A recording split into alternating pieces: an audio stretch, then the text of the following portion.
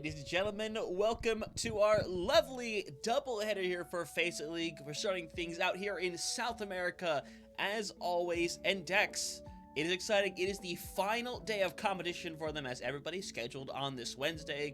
This is the last game set, and let me tell you, just because we got Pumas and Garfo right here, means that every game today is important in its own way. FACEIT and Zenith are playing each other, and that's going to decide who stays in the Master Tier and who goes back down to Open. Zocorp has to go take on an undefeated Goodfellas, where if they win, they are in. But it's this one that I think causes the most crazy variety. Pumas versus Garfo, a match that I think genuinely could go either way. Yeah, absolutely. Let's make it as easy as possible here with the scenarios. Garfo, they win, they are in no matter what. They lose, well, we both believe that they would probably be out no matter what here. So it's a win and in situation for them. Pumas, on the other hand, it's also, they can win, lock themselves in. They could also lose and still be able to lock themselves into the playoffs. However, they need some help, and that comes from Goodfellas being able to beat Zocorp or Leaders in that series there. Remember, Pumas was able to get a big victory over Zocorp in an unfortunate forfeit that happened in that series, really putting us into this huge day here today with three teams fighting for, four teams fighting for those final couple spots here. The only team that, actually, there's two teams that really don't have to worry. Goodfellas locked in, still has a game here tonight, looking for a perfect regular season, though. That's always something to brag about. And the only team not playing tonight, FACEIT, they are locked in right now, 5-2 on the season. There can only be four teams left that could have three teams left that could have the potential of two losses. FACEIT, one of those teams here. So they are locked in right now. They can sit back and just relax as the chaos will unfold in front of them. Yep, 100%. Obviously, their position still could change. Goodfellas obviously undefeated. They're locked in that number one spot, even if they do lose here tonight to Zocorp. But it feels like FACEIT could stay in second. They could go down to third, potentially fourth, depending on how certain situations go. But I believe they could only drop to third since they do have that win over Zocorp. And I'm pretty sure one of the losses they have is to Garfo. But either way, we'll figure out what the situation is, as we already figured out our first map, and Pumas are the ones getting going for us here, and it looks like they're going to take us back over to Ilios. Has become the popular map over the last couple weeks for us here, Dex. Yeah, absolutely, especially as what we kind of talked about yesterday in North America. The meta has shifted more towards dive, and even though in South America, it's been a couple weeks actually since me and you have been able to see it, about a whole week, or 2 whole weeks at this point since we last covered a South American game.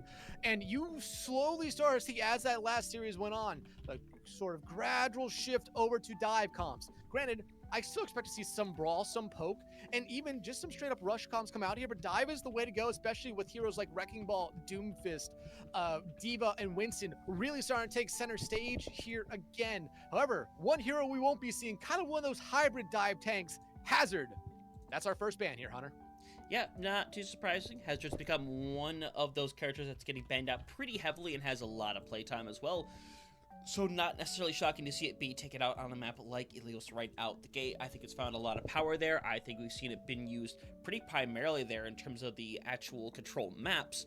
So this is going to open up the door to things like the Ball, the Diva, Winston, all of which we've seen a fair amount over the last couple of weeks, all still very playable. That Ball especially, that's come into a lot of prominence. But we'll see what the situation is as we're waiting to see what that second ban coming through is. And in fact, it's going to be Tracer. And oh boy, Hunter is potentially about to be an idiot. Let's find out how much of an idiot he is. You know why I'm an idiot. I don't have to explain to the audience. You already know. Look, I signed up, but I don't know whether or not I'm going to get on Overwatch in time, ladies and gentlemen. So it might be a slightly scuffed first map I'm getting in right now. So we'll see whether or not I will get the connection in time. That's going to depend on a couple of... You can always go to custom games and then find it there. Yep, 100%. I'm hoping somebody's taking their sweet time, but Hunter got the invite literally by a few seconds. And hey, you know what? It's scuffed, but guess what? We made it. There are no problems. We are locked in.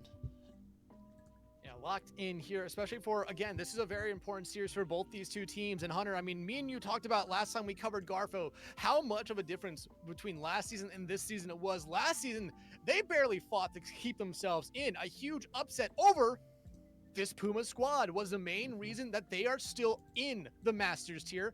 Now, tonight, they're playing for their playoff lives against that same team, and especially that team who, hey, going into that game last season was looking to be one of those playoff spots. That loss there started the entire chaos that we got towards the end of Season 5.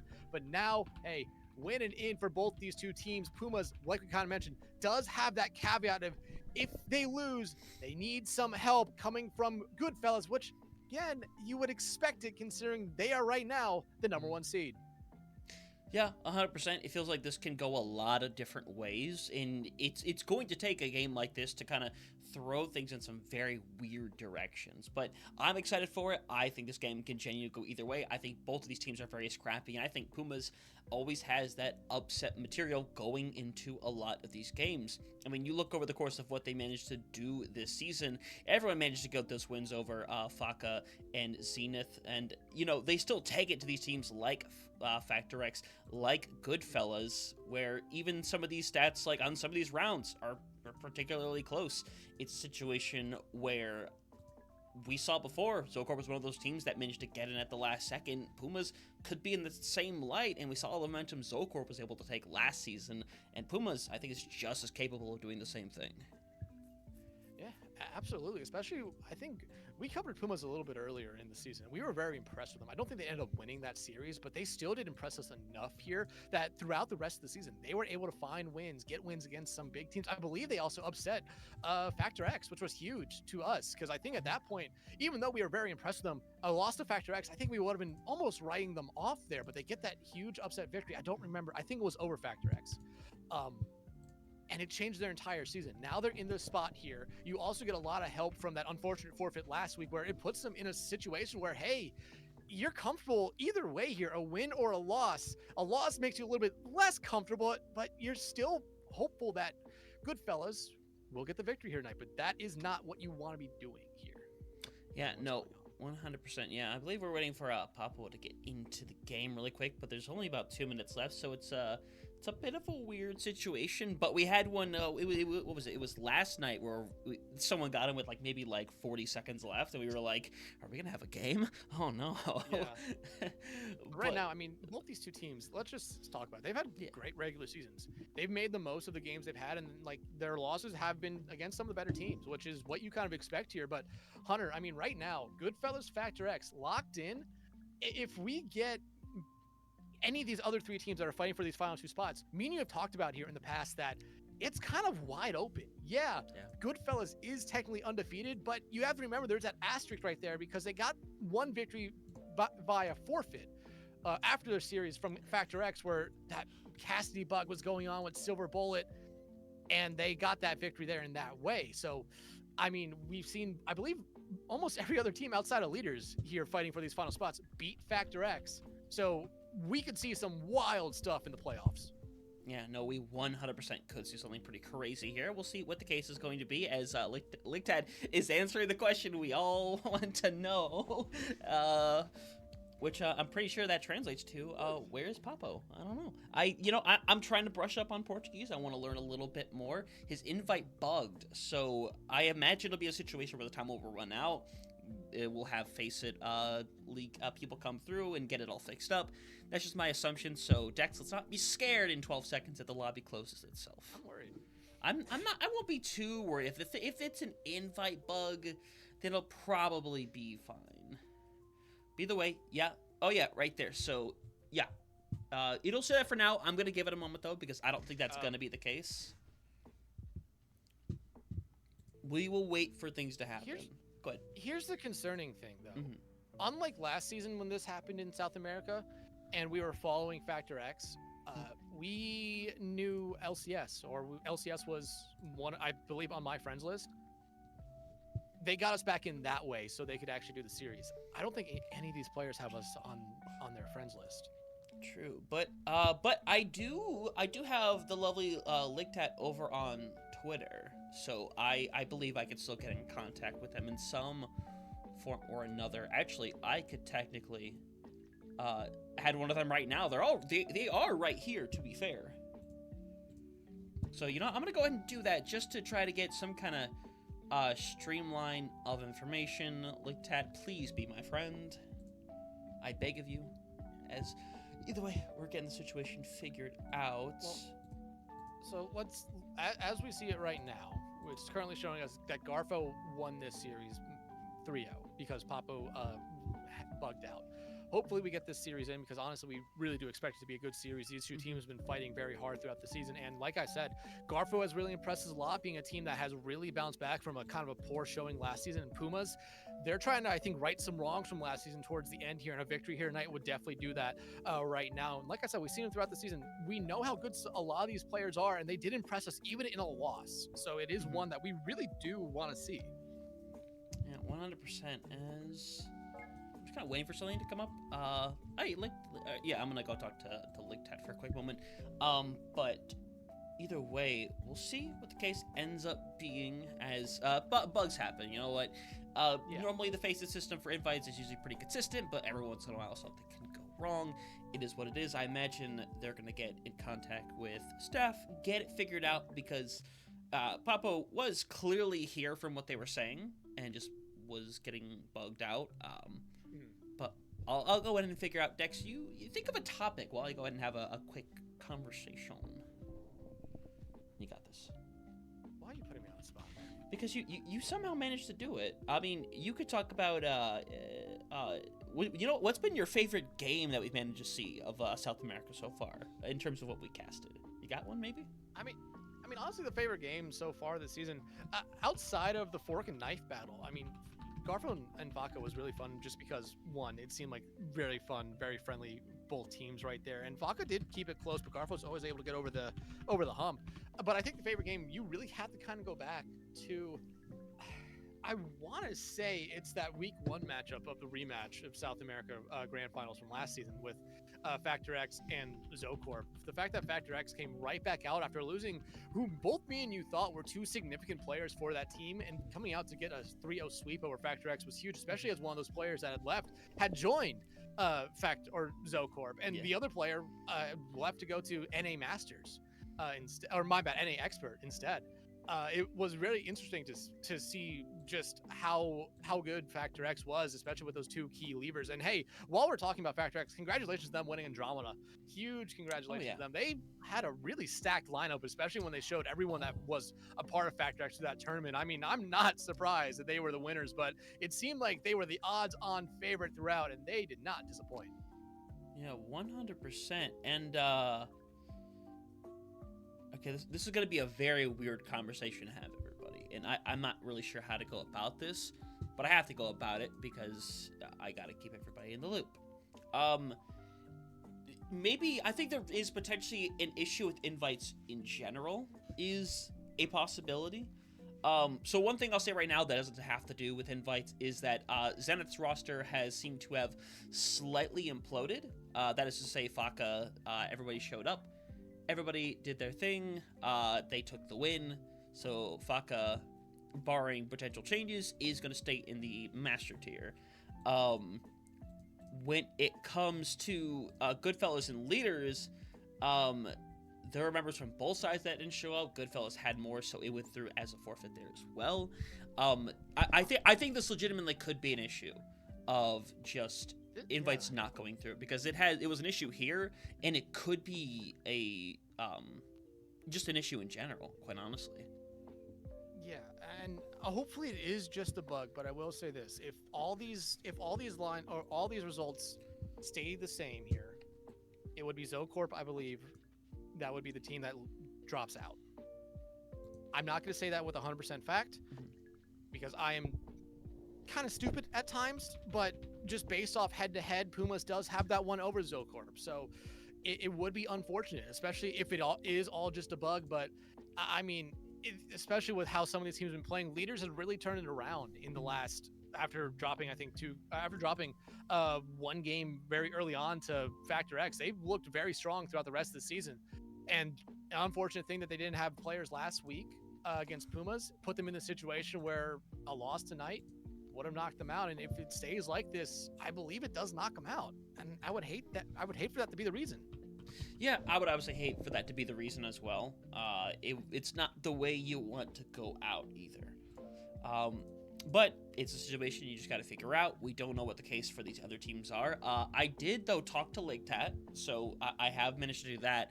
Ligtat, I asked them if they were contacting the staff regarding it. Ligtat said yes, they were. They're getting it sorted out. So it's seeming like we're still going to have a game, but it's going to take a moment to get the staff in there to reset, and then we'll go back through the process of the same picks and bans coming through. So hopefully we should get that sorted away here in a few minutes. Hopefully. I really do, because I really hope it gets sorted through FACEIT rather than having it be the players that have to make lobbies and report themselves. Again, which is something that we saw a couple times last season, especially towards the end of the season. More specifically was when we really did start to see that. And this whole season, especially with patches going through and new season starting during it, we had not ran into that same problem, which I thought was a great thing there for FACEIT and its whole system. But right now, if there's a huge bug going on, with invites, not only does this affect this region, but think of how it affects North America, EMEA, Oceania. Like, it is going to be big problems there. Yeah, no, 100%. I'm gonna check the Discord, see if there's anything going on there in terms of talks about if there's any issues with invites. I don't see anything directly here, but you never know. There's a possibility of that being the case. General chat isn't used too much, but at least for the moment, we know they're talking to staff, getting it all figured out.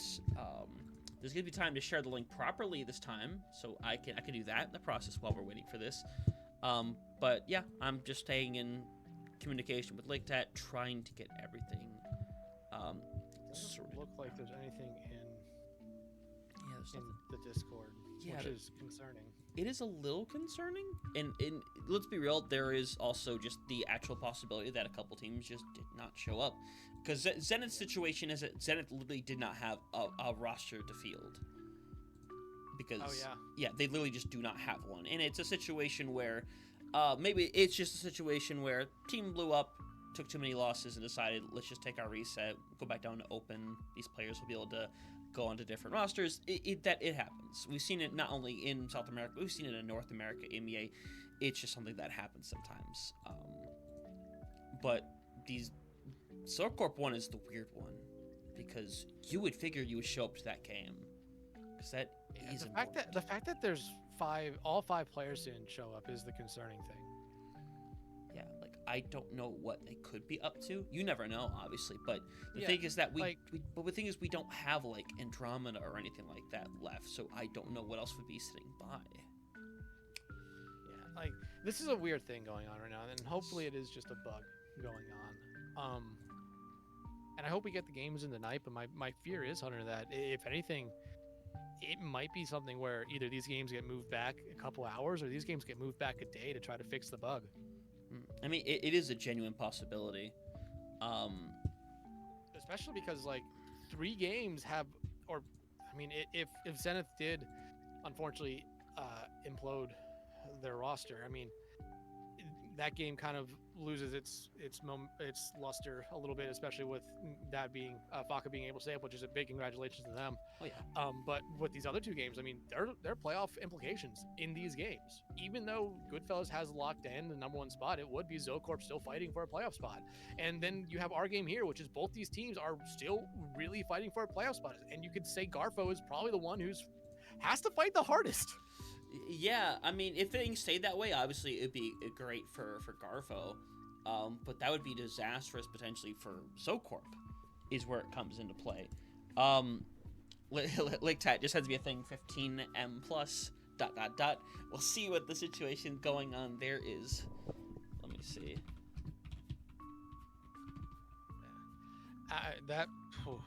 That message right there kind of makes me think that they're talking to someone, but it might take a while, which is unfortunate. But hey, at least it means they're talking to someone. Yeah, 100%. Well, this is definitely a slightly awkward situation as we get this all sorted out. Obviously, there's nothing we can really do on our side of the equation, but wait and see what happens. Obviously, Ligtat's doing a good job of keeping a level of communication going as good as Ligtat can. Big shout out as, well, we're here talking about it, you know. One of the, I feel like one of the DPS that has really shown what they can bring to the table this season. We didn't get to see a lot from them last season, I feel like. And this one, whenever we kind of pull up for a Garfo game, it feels like Lictad is always popping off pretty heavily. Yeah, I mean, it was the unfortunate thing last season that we didn't really cover Garfo that often. I believe only once, and it was very late in the season, so we didn't get to see Garfo that much. We saw a lot of the other teams, and we were able to talk about them in pretty good spirits. I mean, we talked about Factor X. They got a great player halfway through the season, really helped them out in that playoff run here. But still, I mean, you look at Pumas here, Poplots, EFX, Lamont. I think Lamont might be one of the better players in this region, and they have really shown it throughout the couple of games that we've been able to stream. Not only this season, but last season as well. Yeah, no, 100%. But with this being the situation, we're gonna take a quick minute here, just because obviously we could go on forever and ever about what the situation is going to be. Trying to think of what I could do.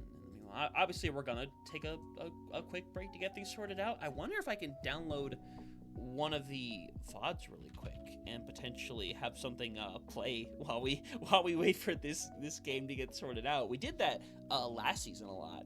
I would just send a break and then get the VOD downloaded and put it up once you get it up. Yeah. Okay. Yeah. So until we know what's going on. Yep. I'll go ahead. I'm gonna go ahead, ladies and gentlemen. I'm gonna make a quick 10-minute timer. All right. Well, 10-minute timer. We'll get everything hopefully sorted out at that point, but we're gonna go over to a quick break. So when we come back, hopefully we'll have this situation sorted out.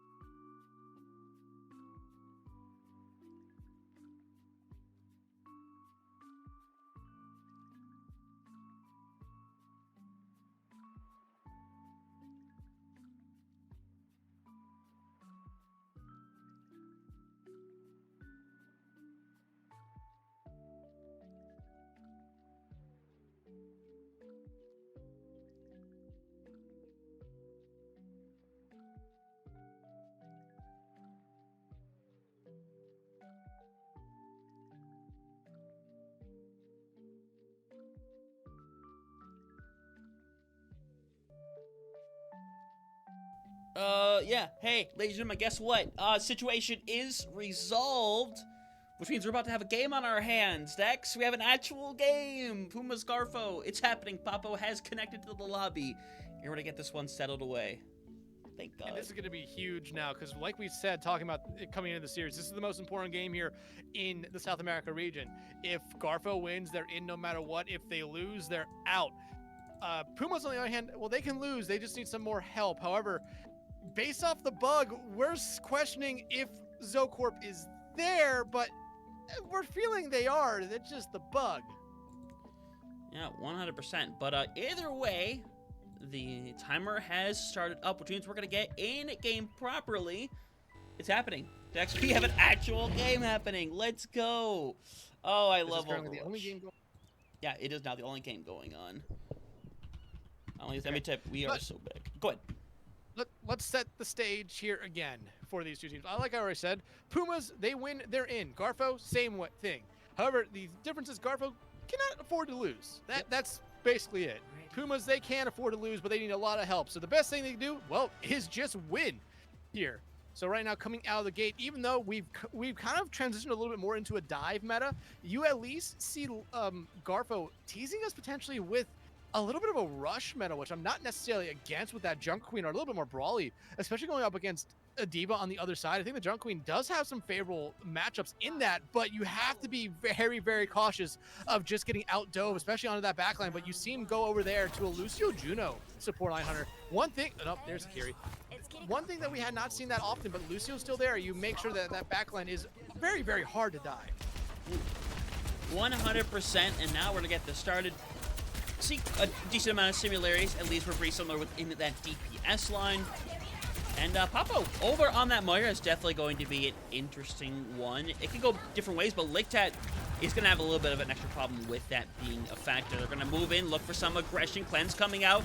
Going to try to go on the all-out assault. Dystopia gets rid of two to get it started away, and now you see the rest of this Puma squad have to simply hit the back out button as FX is knocked out of the mech. And right now, FX just has to try to find either their quickest way back into the mech or their quickest way back into that spawn room. And Ray's going to be able to send him right back there instead. So a good start here for Garfo, and especially with Dystopia. You want them to have a hot hand here early on, but right now, Garfo, whoo, they're on fire. Yep, starting strong as FX already going to go over to the Zarya, which we've seen the Zarya come out a pretty fair amount over this last couple of weeks. Not really surprising to see it here right out the gate. It's kind of hard to make the Diva work in some situations, as Raze has that shout, has that knife, has all the elements ready to go. Misses out on the knife, though. Got a backer on the corner, as right now, if you're FX, you're just trying to build up to that charge, but already would have one online. But Dystopia going to take that all right out of the picture. Popot's running for their life, and for the time being seems to be doing it as Lamont doing a great job keeping their squad in this deck, and as a matter of fact, right now they have advantage. Oh, and, Jesus Christ, no, that's the worst person who could have disconnected. You can't make this up. Okay, so we have Papo disconnecting here right now, but I mean, right now this is a very much a lost fight here for Garfo. So you probably see about 2 or 3 members around the point. They're just gonna stall out for as long as they can. I think they're just gonna take deaths here on point just to stall out. I don't see them necessarily backing up, especially since they're not closer to their own spawn to begin with, and it seems like the members that have fallen are still a decent amount of the way to the point. So they're gonna probably have to sit back and just take the deaths here and regroup as a team. But hey, that's not the worst case scenario. Both Papo and Dystopia were able to build up ultimates pretty fast there. And when you look at the outside of that, Lamont has a data ready to go here. That's going to be huge for this next fight here for Pumas once we get back into the match. Yeah, of course. Hopefully at the end of the timer, we'll have Papo already back, and we'll be able to get back into this. At least that is the hope anyway. Lamont, with that data, is be pretty important. But no, the pause timer has stopped, which means we are going to be waiting for them to potentially be getting back, which it could be an issue with their internet in general, to be honest. That's always a possibility. But we'll have to see what happens, because Pumas use one of their pauses here. Yeah, that's smart, all things considered. Yeah. So right now there's about 1.5 minutes left on it. They have used that here to try to get Papo back in, which, hey, probably the right move to do here. Just to make sure that everyone can be here, because you don't want to play the rest of this map down one at the moment. But I mean, right now, we talked about it. Pumas has pretty much won this fight. You're going to have to just clean up League Tat and Senses here, who are already kind of playing off the point. So once you clear them out, you should be able to get it over. Should be about 55% when that happens. And you have Deadeye. However, outside of that, EFX, Poplots, and Eli are kind of far away from their ultimates here. EFX or FX making that swap over to the Zarya, kind of putting them behind. So you're going to have about one team fight here, really, for Pumas once this point gets capped by them. It's that saying if they can take care of League 10 Senses. But you're going to have one fight here that you have to win. You have to hope you build up to a lot of your other ultimates because you look at what Garfo has here. They're not that far away from Kitsune, Blade, Rush, and Locke is not that far away from a beat as well. Yeah, 62% is decently far away, but it's a little bit closer than Poplots. Yeah, it definitely is. Obviously, with Lamont having one online, it's kind of important in the situation, especially with hopefully when Popo gets back into the game. It's going to be a weird situation where you got to try to get back because I don't know who exactly died during that fight. I think it might have been Eli who potentially went down. Somebody went down. So I can tell you. Yeah. No one died. Oh, everyone there is alive. Perfect. Papa might have been the one. There is a possibility. If someone did die. Yeah, either way, match is going to unpause. Hopefully we see the addition of the fifth person, but it's right now game is continuing without that fifth, so we'll see what will happen. This has happened in the past as Senses is currently trying to run for the hills as League Tat is going to dice through as the second timeout has been used to try to get Popo back in here. But after this, no more timeouts available for Pumas. Yeah, again, just unfortunate for them right here. I'm going to quickly check and see if any of the other series in South America have gone restarted here. No, this is still the only one that has been able to get restarted, which kind of makes me worried about the other, at least the other matchup that we were kind of focusing on with Goodfellas and Leaders here, considering that Zenith seems like the team no longer is a team. If Zocorp and Goodfellas aren't able to play, I mean, a loss here... A loss for Zocorp pretty much knocks them out. Yeah, that's pretty much what would happen, the situation right now. And obviously don't know what's going on with Zocorp, but if they're watching, obviously, you want Pumas to make their way back into this, get their 5, and try to make this game their own.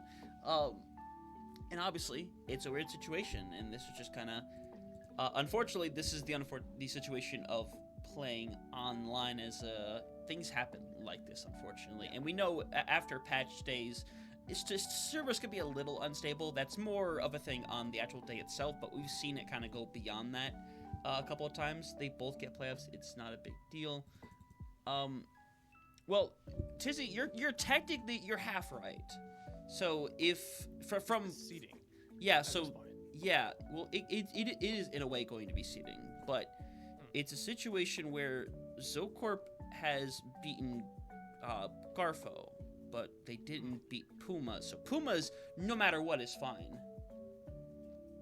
Yeah, I mean, again, this is all hinging on whether or not Goodfellas and Zocorp are leaders. Stays that 3-0 forfeit. Yeah. If they play and Zocorp wins that game, Zocorp is in, and, well, the loser of this game would be out. Yeah. Timeout is running out on the scenes as another.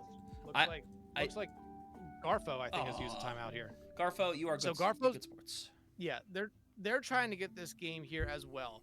And my feeling is these two teams are probably in some communication with each other here, and they know that this is just not a normal problem. Like, Papo probably has everything ready to go, or Papo has everything ready to go. There's just probably some small problem on the back end from Overwatch. I mean, essentially, that's the likely scenario, as we're just hoping to get this figured out. Obviously, though, with those timers in place, there's only an extra 3.5 minutes sitting by, and after that, beyond that, that's that, essentially. There's no more timeouts that will exist, and it's going to be a really weird situation once we kind of get to that point, but... we'll see what ends up happening. And if Papo doesn't reconnect, it's likely going to be a situation where they have to play it out in a 4v5 situation. And then if Glitch is currently around, Glitch might have to come in as the 5th, and Pumas would simply have to work with that. But to be fair, as we kind of have been alluding to this whole time, if, Pumas weren't able to make the situation work, there's still a situation where, from the way we see everything graphic-wise, they have the head-to-head against Zocorp, who would have the same number of losses as them. But again, you don't want to be, you know, too certain of that, because, you know, we can only see what is physically written down, and sometimes the standings on FACEIT can be a little inaccurate. Sometimes they have to get finalized and certain things get changed around, but we just gotta see. Yeah, so 15 seconds left in this first Garfo pause here right now. So again, this could also be a thing where this game is still important. That's why both these teams want to play it here. They want to actually play this game out. These two teams have been working a lot here, and hell, if you're Pumas, you want to play this game, because Garfo was a team last year that got a huge upset towards the late end of that season to really knock themselves out of playoffs and kill a lot of their momentum. Yeah, 100%, as a game is currently ongoing. One timeout was used, the other was not, though, so they're still hanging around. Eli has been taken care of, it's potlots, and I think Lamont hitting back as FX is going to have to go on to the point and just take the L. 23% going to be the case here, and it looks like, at least for the moment, we're going to continue playing in a 5v4. Yeah, my feeling is this map is going to be a 5v4, and both these teams, my feeling is going to take as long as they possibly can through next map setup, or next game setup to try to make sure Papo gets in. Because my feeling is they were working hard to get Papo in, but it might just be a little bit of a bug again. And right now, the best thing that can happen is just a fast victory. Yeah, FX does go down. You trade it out with Ligtat, which is cool and all, and Eli is going to have a blade ready here. Unfortunately, just kind of has to run for the hills. Take a reset. Lamont bringing out that Widowmaker temporarily to try to do something, but at the time being, you don't have the extra support. It can be really difficult to work with. Yeah, 90% and counting here right now. Eli should be able to get back to the point here. Same thing with Pop-Ups. The majority of the team, or actually the entirety of the team of Pumas, should be able to get here. Blades out from both sides, though. Yeah, Eli, not successful like that. Doesn't get a whole lot done either, but honestly, they don't really need to. The job has been taken care of. Lamont down, first round, taken, of course, by Garfo. And obviously a situation where, again, it's a 5v4. It's really tough to do anything in a situation like this. But unfortunately, if you are Garfo, you got to play the game. You got to have that advantage and move forward, and you just gotta, because you are still playing for your tournament life. That part has not changed. Yeah. No, that's the biggest thing. We came in here tonight and saying that Garfo, the only thing they could do here tonight to keep their season alive is win. That's it. If they lose, they're out, no matter what the case is. So that result in the other series that we are talking about with Goodfellas getting the victory, getting the forfeit victory over Zocorp, would still matter if Pumas, or if Garfo was to lose this game. Yeah, I mean, Garfo losing this game obviously would put them in a situation where they just would not qualify. It is as simple as that. Winning here, though, puts them in great position to be able to qualify, and I believe, I don't know if they would be third or fourth. I would kind of have to give that one some thought as Lamont goes down, as Ray is going to get a little bit of extra care. FX over on that ball, as they are going to get pooped around momentarily. Going to try to stall out the point a little bit, but it's probably only going to get one more touch, and it's Papo's just going to... back. Oh, Papo is back, yeah! The legend returns. I hear the Stone Cold Steve Austin music going on in my head right now.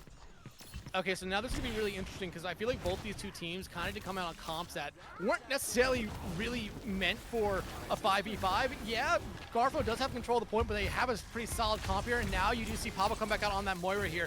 Hunter, a lot has just changed now in this map, but if you're Pumas, you have to find some way just to get control of the point, just to try to grab some momentum back. Yeah, 100%. Papo needs a little bit of extra care. It's already faded away, and now they have 100%. They faded away permanently, as everyone going to hit a big old reset button. But this is going to be the first true fight for them being able to be able to stabilize inside of the spawn, take the reset, as FX going to stick to that diva. And right now, though, by the time that there's another fight here, 50% will already be on the point here for Garfo. You really do not like that if you're Pumas. I don't. What's the pause? Is it just a general pause, or somebody actually DC? It looks like Garfo used their second pause. Senses died. So my feeling is Senses has... okay, Senses mouse died. Okay, phew. PSA, buy a wired mouse. I don't care. Buy a wired mouse. As I have my wireless mouse. by a wired mouse. That's it. But I mean, so still coming back into this fight here, like you said, Hunter, it is the truest fight that we've seen here since really the one fight that Pumas won. The last fight that Pumas won on our first point. We're going to have another true fight here now. And I'm really looking at Lamont here to get something going. You want that Cassie to be able to find a huge early pick here to open up the rest of your team. Eli, though, on that Reaper, you want them focusing in. But hey, you'll take EFX finding a pick. Yeah, Lickset, though, gets one of their own. FX knocked out of the mech, but Popod's a nice boop on the senses. Could be the first true fight win coming up online as Eli is still hanging around. Big boop onto Lickset to try to push them away. Eventually walks directly into their face, but FX going down is a little disastrous as Eli gonna hang around, is gonna be able to kind of keep going into Raze. Unfortunately, Eli can't get out of there in time.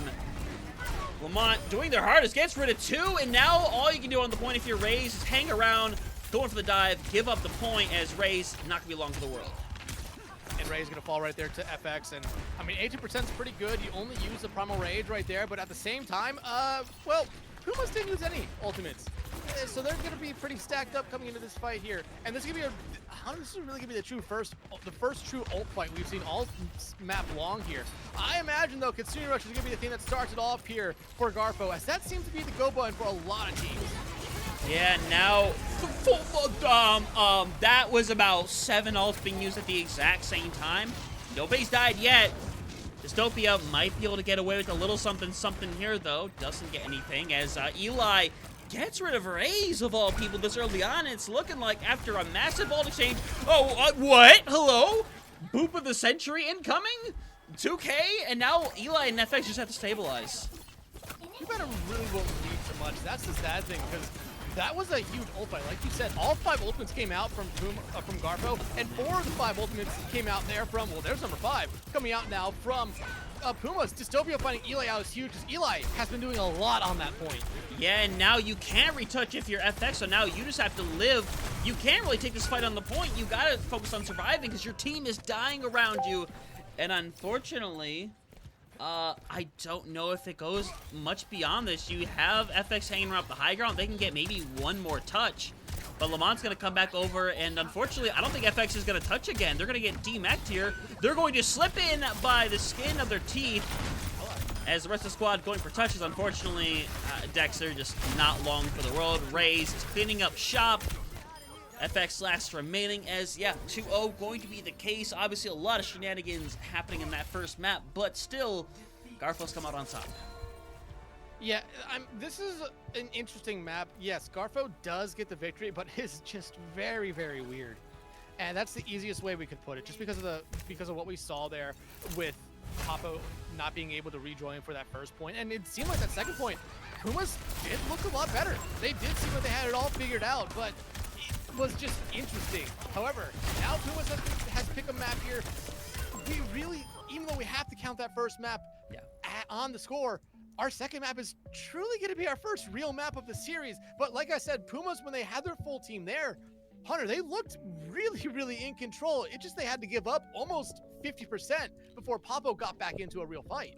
I mean, that's essentially what happened. I mean, you saw when they got him, they were able to win a couple of fights back-to-back.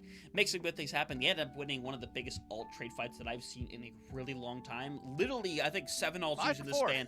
Like, literally, 7 alts being used in the span of, like 2 seconds.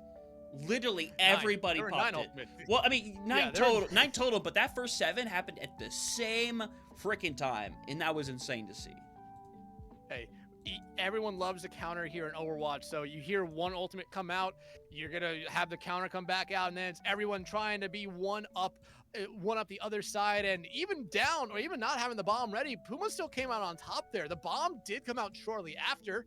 Didn't really lead to much, but still, they did a good job throughout that entire fight there. Now, Kings Row gonna be our second map. Venture was the first ban, a very, very interesting ban, because while we have seen the Rock Muncher a little bit on this map, Hunter, I feel like this isn't necessarily the best map for Venture.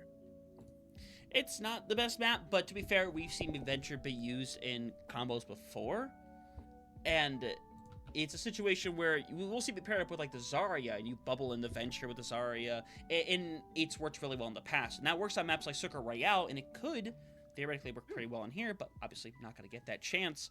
And I get just not wanting to mess with it because it's a very weird character to have to mess with, and it's like a ball in the sense where it's going to cause backline attention pretty consistently.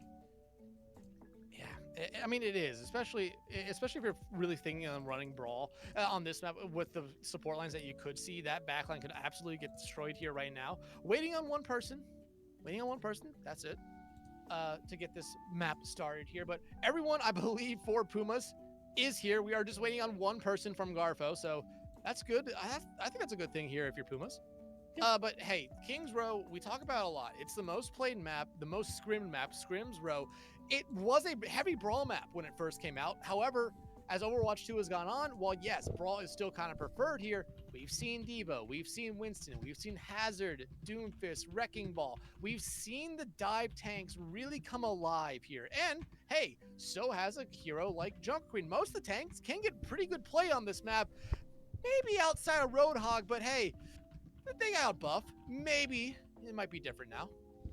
It might be. We haven't seen the Hog yet, but as we heard from some of our lovely casters, Spectreon, Montaneva, they both dealt with a back-to-back series where they had Roadhog 1v1s going on Gibraltar, which is really weird, but to be fair, I've seen crazy things in the past, so it's not necessarily surprising. I've seen the Mauga come out on that map. There's a lot of things that can happen on Gibraltar. It's a weird map. It's a weird map, but it's a dive-heavy map.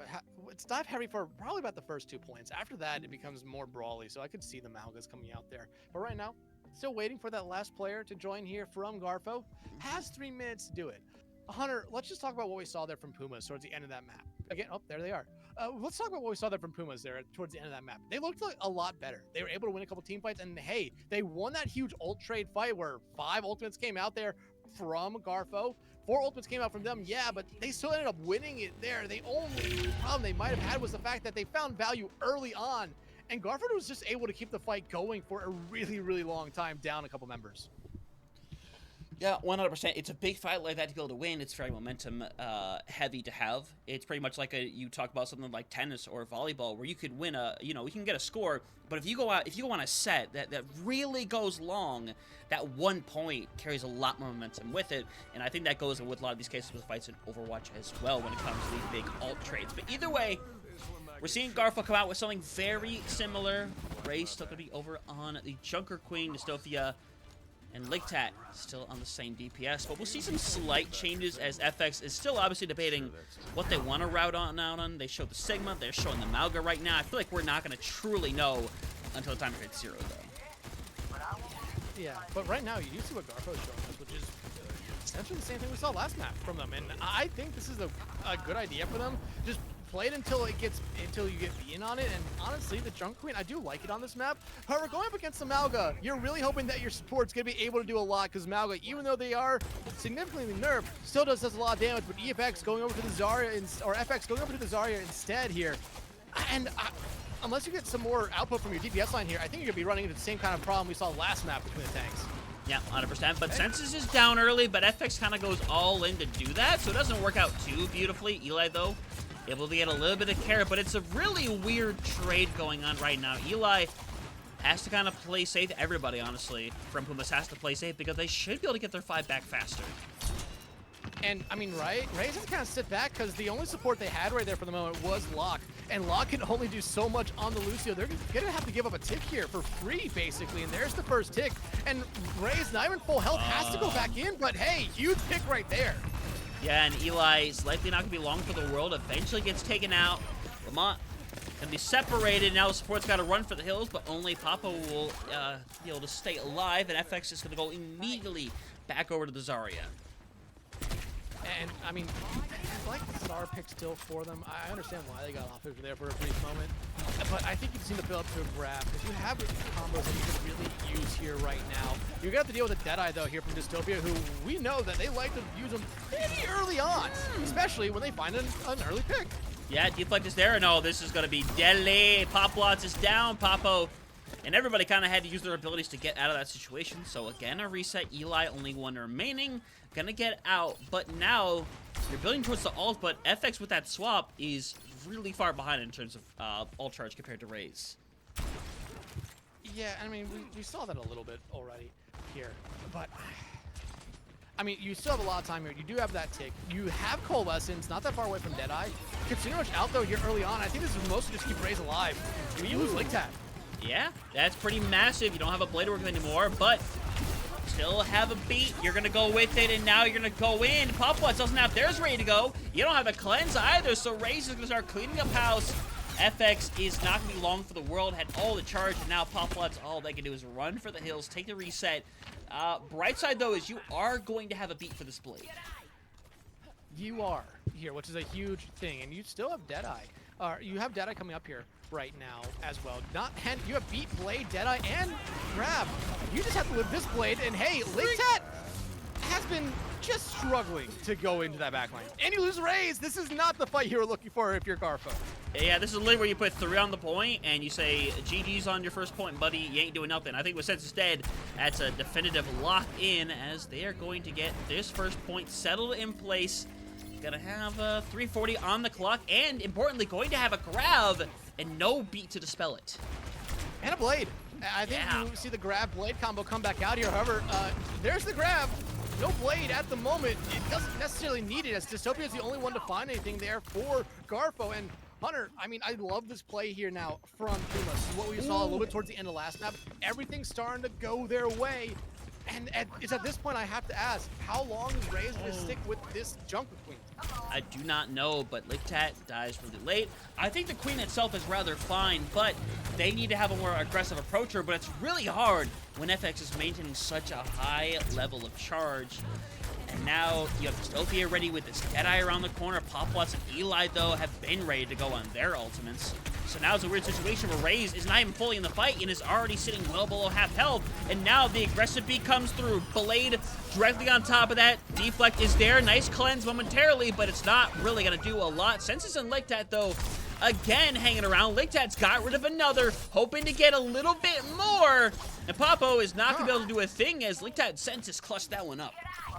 That was a very interesting kind of engagement we saw right there, because it seemed like Popwatch just kind of accepted death right there, even though they had their support brother in Popo right there that could have done maybe something to keep him alive, but a really good stabilizing fight there from Garfo, one they desperately needed here, and now everything starts to shift back towards them here a little bit. Consumer Rush ready to go, and they're going to use it here early. Yeah, don't really blame them either, and the Linktat show might be on full display, as FX is not going to be able to maintain the charge. Eli and Popo trying to run for the hills, as Popo will not make it. Eli going to have to keep on running, and Linktat's happy to keep pushing them back further and further, but eventually going to get forced out. Yeah, Linktat's playing aggressive here, because they know they really have the space here to do it. They might end up falling, but at the moment, Garfo should just probably consider backing up. They should really heavily consider backing up now, because, yeah, this is what's going to happen. Yeah, backing out, no longer an option. They're getting cleared out, and unfortunately, with only 2 alive, you're in a really weird scenario. But the fact that your Lucio still hanging around, you have beat. If they manage to live, which is stretching a little bit right here, but it's up for question right now. Yeah, and Linktat gets in touch with the Blade, and the beat's not there either, so they're gonna go in touch. Less than a meter on the clock, though. Lamont gonna die with the ult, and now Popo has to pop off, and now you should try to throw bodies out there, and Popo is going to go die on the point, eventually taken care of. Is anybody hiding around for a potential touch? The answer is a big fat no, as Popwatch gets rid of 1, but it's not going to matter as the reset comes through. And 45 seconds on the clock, I think you have to consider this last fight. Yeah, you have to consider it last fight, but right there, if you are Pumas, you're not necessarily you're feeling bad about that fight. Yeah, you got 3 ultimates out from the other side, but look at what you're building up to here. Yeah, you used to, but you have Grab and you have Blade. That has to be one you really use here. The only thing you have to worry about is really Dystopia's Deadeye, which we've seen you can easily counter it out by being very, very aggressive in their face. 100%, but Grab is used. Immortality Field and Cleanse, both alive. But now, with that all out, you got nothing left to have a little extra defense. Eli taking care of Ray, still hanging around in the fight, but is getting shredded. And now, unfortunately, everybody else has to back out. Fight win in place. Garfo gonna have to reset. Pumas get a minute and a half, and are getting quite a few exit frags here as Dystopia is in a rough spot, but should be able to get out. should be able to get out right. Raze is back out here as well. Dystopia, though, hey, as they're backing up, they're able to find FX. That's a huge pick there for him. Laketat over to the Widow for a brief moment, now back over to the Genji here. But you see, Senses does have their own Kitsune ready to go. Eli has Blade, Poplots has Beast. That's been the combo for them this entire map, and I imagine that's what they're waiting for here again, to see those two ultimates come out here, especially with a minute left to go here, Hunter. They might have to hold on to those for potential final fight opportunities.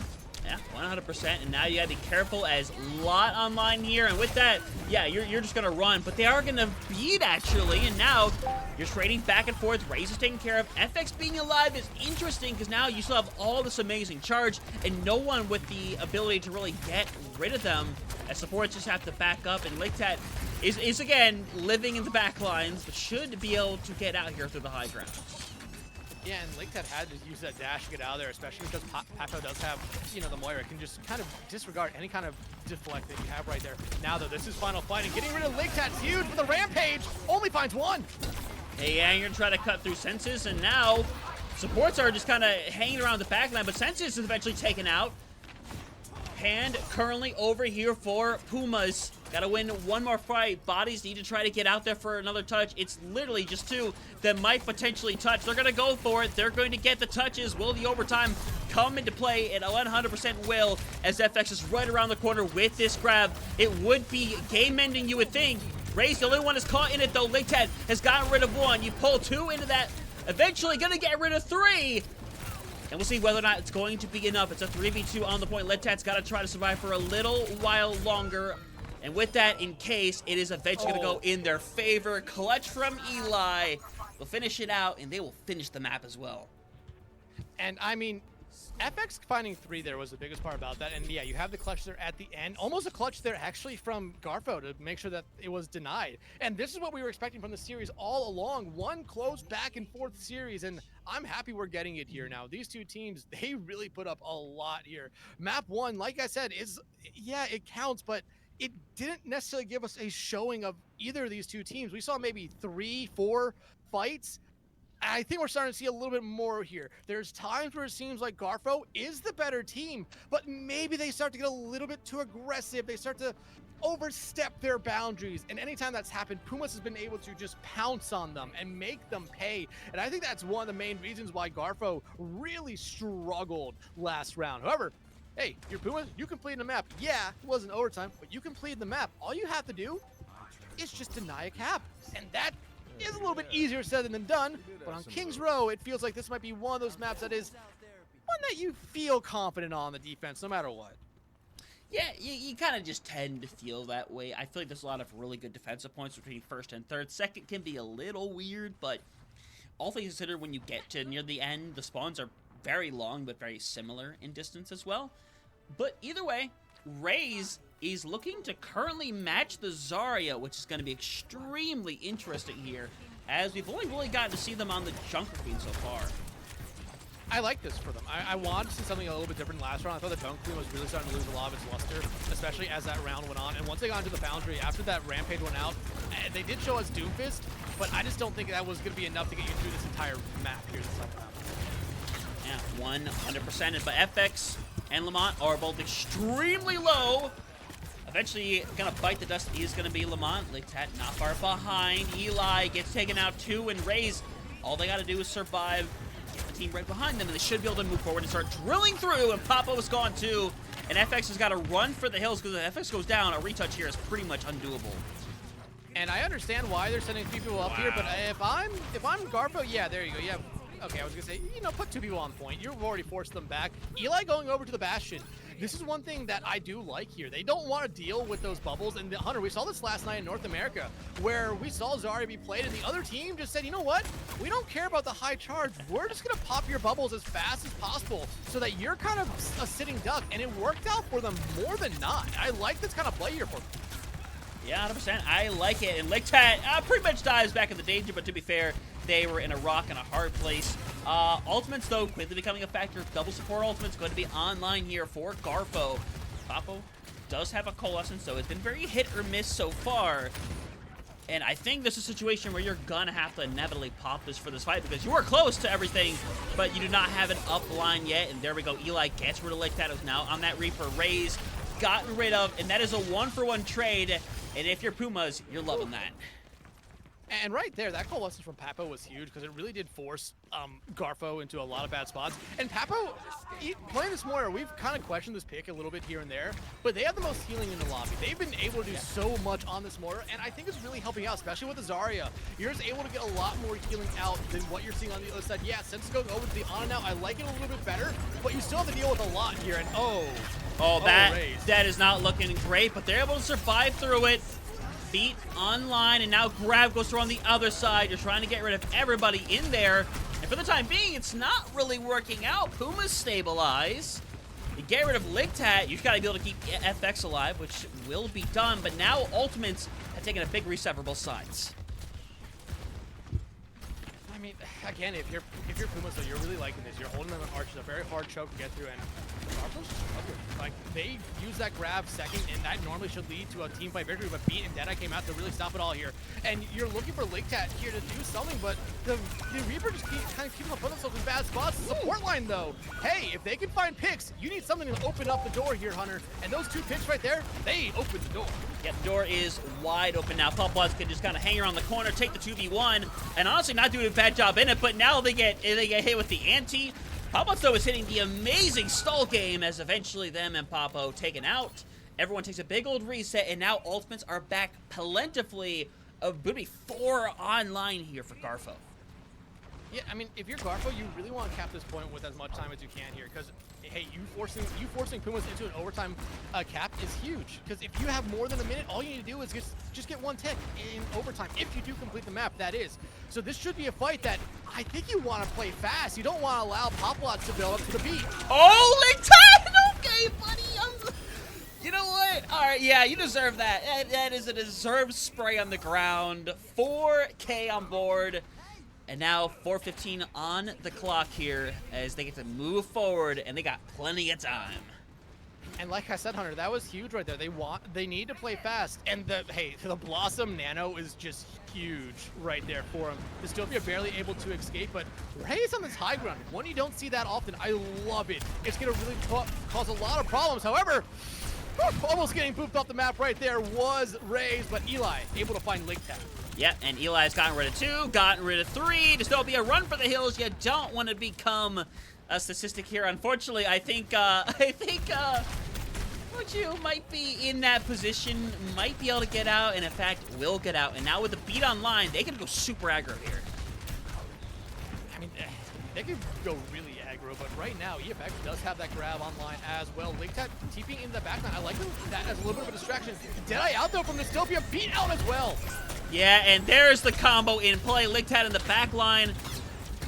Quite a couple of vaults thrown in general, but eventually everybody's going to be able to clear out. Senses will die as well, so full wipe.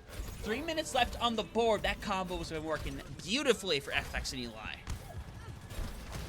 Yeah, hey, we've been seeing these two we've been seeing Eli combo up with either Poplots or FX on this map, and it's worked out for the majority of the time here. But 3 minutes still on the clock here. Grab out! The target beats there! It's going to be able to find value! Yeah, it's a beautiful situation here as Papo able to get rid of 2. Ligtat's going to go try to find somebody. Unfortunately, it doesn't happen as Dystopia dies, but is over on the Sojourn for this fight, as Raze also makes a swap to the Ramatra. Ramatra is something we have rarely seen since that nerf came through. Since that nerf came through, but Ramatra has slowly started to get a little bit back here right now, and I think they look at this as a little bit of a last-ditch effort here. The Ramatra really needs to break through, but I don't think they see Eli, which is surprising. Yeah, and now gonna go through with Coalescence. Ligtat's the only one hanging around. Ligtat, don't do it, buddy. I loved the first one, but I wouldn't do it there. And yep, Ligtat holds on to this Death Blossom. Not gonna be a nano for it like last time, but I think it could still find a lot of effectiveness this next fight.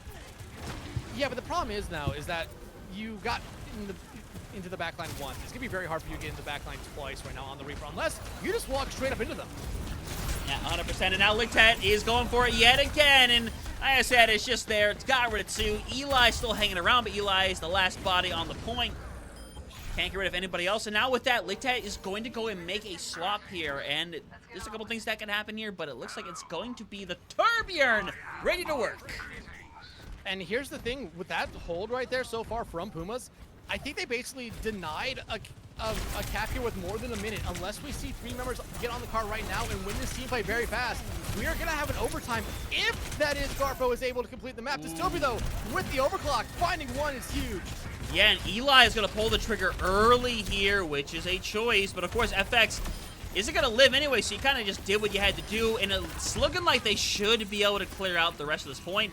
Lamonto is saying a little friendly hello, hi. Unfortunately, it's not long for the world, as it's looking like point is eventually going to flip over. FX is coming back with a grab, but it's not going to matter, as 46 seconds is going to be the advantage here for Garfo, as they're going to be able to defend first. And now it's going to become a question, as before it took a hot minute for Pumas to get through and get that first cap, and now they got to do it in what is realistically 2 fights max. 2 fights, but a lot of times, Hunter, we really only see it be 1. Yeah. Most times, especially if teams want to try to get set up. A lot of times when you see 2 fights, it's because someone got picked off so early that they just sit back and wait. Yeah. But yeah, you talked about it. It took Pumas a little time to get going their first time through on the offensive side. But I really think that was a little bit more of Garfo, again, talking about one of the things I think that has been hurting them a lot this series is the fact that they like to play aggressive. And that's what hurt them last time, especially losing Lake Tat when they did. Really, you've been losing Lake Tat to start a lot of these fights this map. And you can kind of look at when they gave up that first tick, it was Lake Tat maybe going a little bit too far forward, followed by Raze, who went a little bit too far forward granted, I will say it wasn't ultimate with the Rampage, but Raze sticking on the Ramatra here. I think that's still a very interesting pick, because I think he really could have come back out here with that Junk Queen and been perfectly fine. They must think they have found something here with this Ramatra. Yeah, and honestly might as well. It has a level of effectiveness, and Raze was able to build up to that Annihilation within that minute that they had them out in the first place. So, excited to see what this play is going to be here. Puma's not going to change up the strategy, and honestly, I don't blame them at all. But Raze is going to be able to sustain through so much of this damage being on the Ramatra now. Even if we're not living in the block slot that we were in previously, that Ramatra can sustain through a lot. And Lake Tat, instead of going with the wall turret, actually went with the level 3, and I like it a little bit better because it does slow him down. But Lamont finding out Dystopia, that's a huge pick because that's your sharpshooter. Yeah, now Raze is in a bit of a rough situation. Eli being kept alive beautifully. And it's going to work out at the end of the day. Just a couple more bodies hanging around as, look, he was just kind of hanging around the back, but inevitably is going to have to try to walk up into the scene. Is going to get taken out, and first point is going to be capped, and the supports are going to be cutting it close. And in fact, but the fact there's only 1 person on, they're both going to get good spawns. That is a mistake. Yeah, and we see that happen a lot here, where the attacking team wants to try to push up, but with picks, you have to kind of be remembering of those spawn pools or those spawn buses. That was a big mistake right there, because you have lock and sense all the way back in the back. You guarantee you get through this choke, which, remember, we saw Pumas hold Garfo here for a long time last round. Now, we 100% did, and it's going to come down to who gets their ultimates online first. The first one on board is, of course, Papo. But Raze is right around the corner, and Raze might not even be needed. The ults are coming out on full display. Lamont trying to pull it back. They're getting touches one after another, but that is going to be the extent. 33 meters, 2-fight territory. Dex, every time we come to the situation in overtime, it feels like it ends right here at this overpass. And I see it 100% ending that way. Yeah, and like I said, like we were saying, the fact they only had 1 person on point, I think did come back to bite them. It really did. The fact that you could have had both supports back far, that either puts Garfo into a spot where do we engage here, try to fight and hope that our supports get back in time to save us, or do we have to concede some space? And I think that would have been one of those moments where they would have said, we just have to concede space. Yeah, you have 106 seconds here, but that's still not a lot. That's really 1 or 2 fights. You might be able to get a third one in there if you get these first spawns and are able to kind of keep the cart contested, but you really have to try here a lot. But right now, coming out of the gate, no big swaps here for, actually, FX going over to the Sigma. The first time we've seen the mad scientist here tonight. And it's interesting. I don't hate it, but I feel like they really are expecting Raze to come back out on this Ramatra. And I think the Sigma is going to be able to do a little bit more, especially with the fact that you can, kind of bounce his projectiles off the wall. I think that's going to help him out here a little bit. Yeah, 100% here. And I'm curious how it's going to go down because Sigma into Ramattra, we've seen that kind of go both ways in the past. But I think you have an ability to just go super aggro here, honestly. So it's going to be a really weird situation, this fight. But if you are Raze in this Garfo squad, you have every reason in the world to be able to go full aggro as soon as, you know, Eli decides to pop open this turret. And right now, if you're Garfo, you're just trying to find out that one person who's kind of sitting around on their own. Nice boop actually there from Locke, but it's not going to lead to much. Raze, though, trying to get Eli, but you're not going to find him. Instead, Locked again. Oh boy, yeah, that's not looking too spicy right there, but it is going back and forth. Lamont has gotten rid of a second, but the problem is the damage is being done. You're going to get your fourth back pretty quickly. Senses is not too far behind. Raze is about to have another punchy punch, and they're going to be able to stabilize, and FX is going to back out here and stabilize, give away 2 ticks. And I think they might honestly just give up the third. Like, if you lose a fight here and you lose everyone, that's it. That's the map. You're gonna give up this third tick here. You're gonna give up the point. And you could not have contested back on that one, and I like this plan here. Essentially, by the time this card gets rolling out here, Hunter, you're really only gonna have one team fight unless it's a very stalled out fight. Yeah, and Raze is gonna get thrown back momentarily, and now, yeah, it is literally going to come down to this, and it is gonna be a question of who gets these ultimates online. FX, though, is further behind. Beat's online. They just have, honestly, I think you just beat and go aggro here. And now you gotta throw bodies on. Beat is online. Everyone in a weird situation. FX is down before the ult comes out online. And now here it is. Raze trying to end it here and now. And 100%, they're going to do so. And that is going to close it.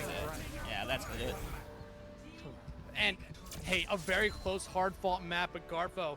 Just, I think the fact that they had that extra time made the biggest difference here. I really thought we saw incredible from Papo, who 30,000 healing. Hunter, 30,000 healing. The stats on this map are insane. Even for just normal games, you see a lot of people still barely getting to the 30s. There's multiple people in the 40 elimination range here, this one.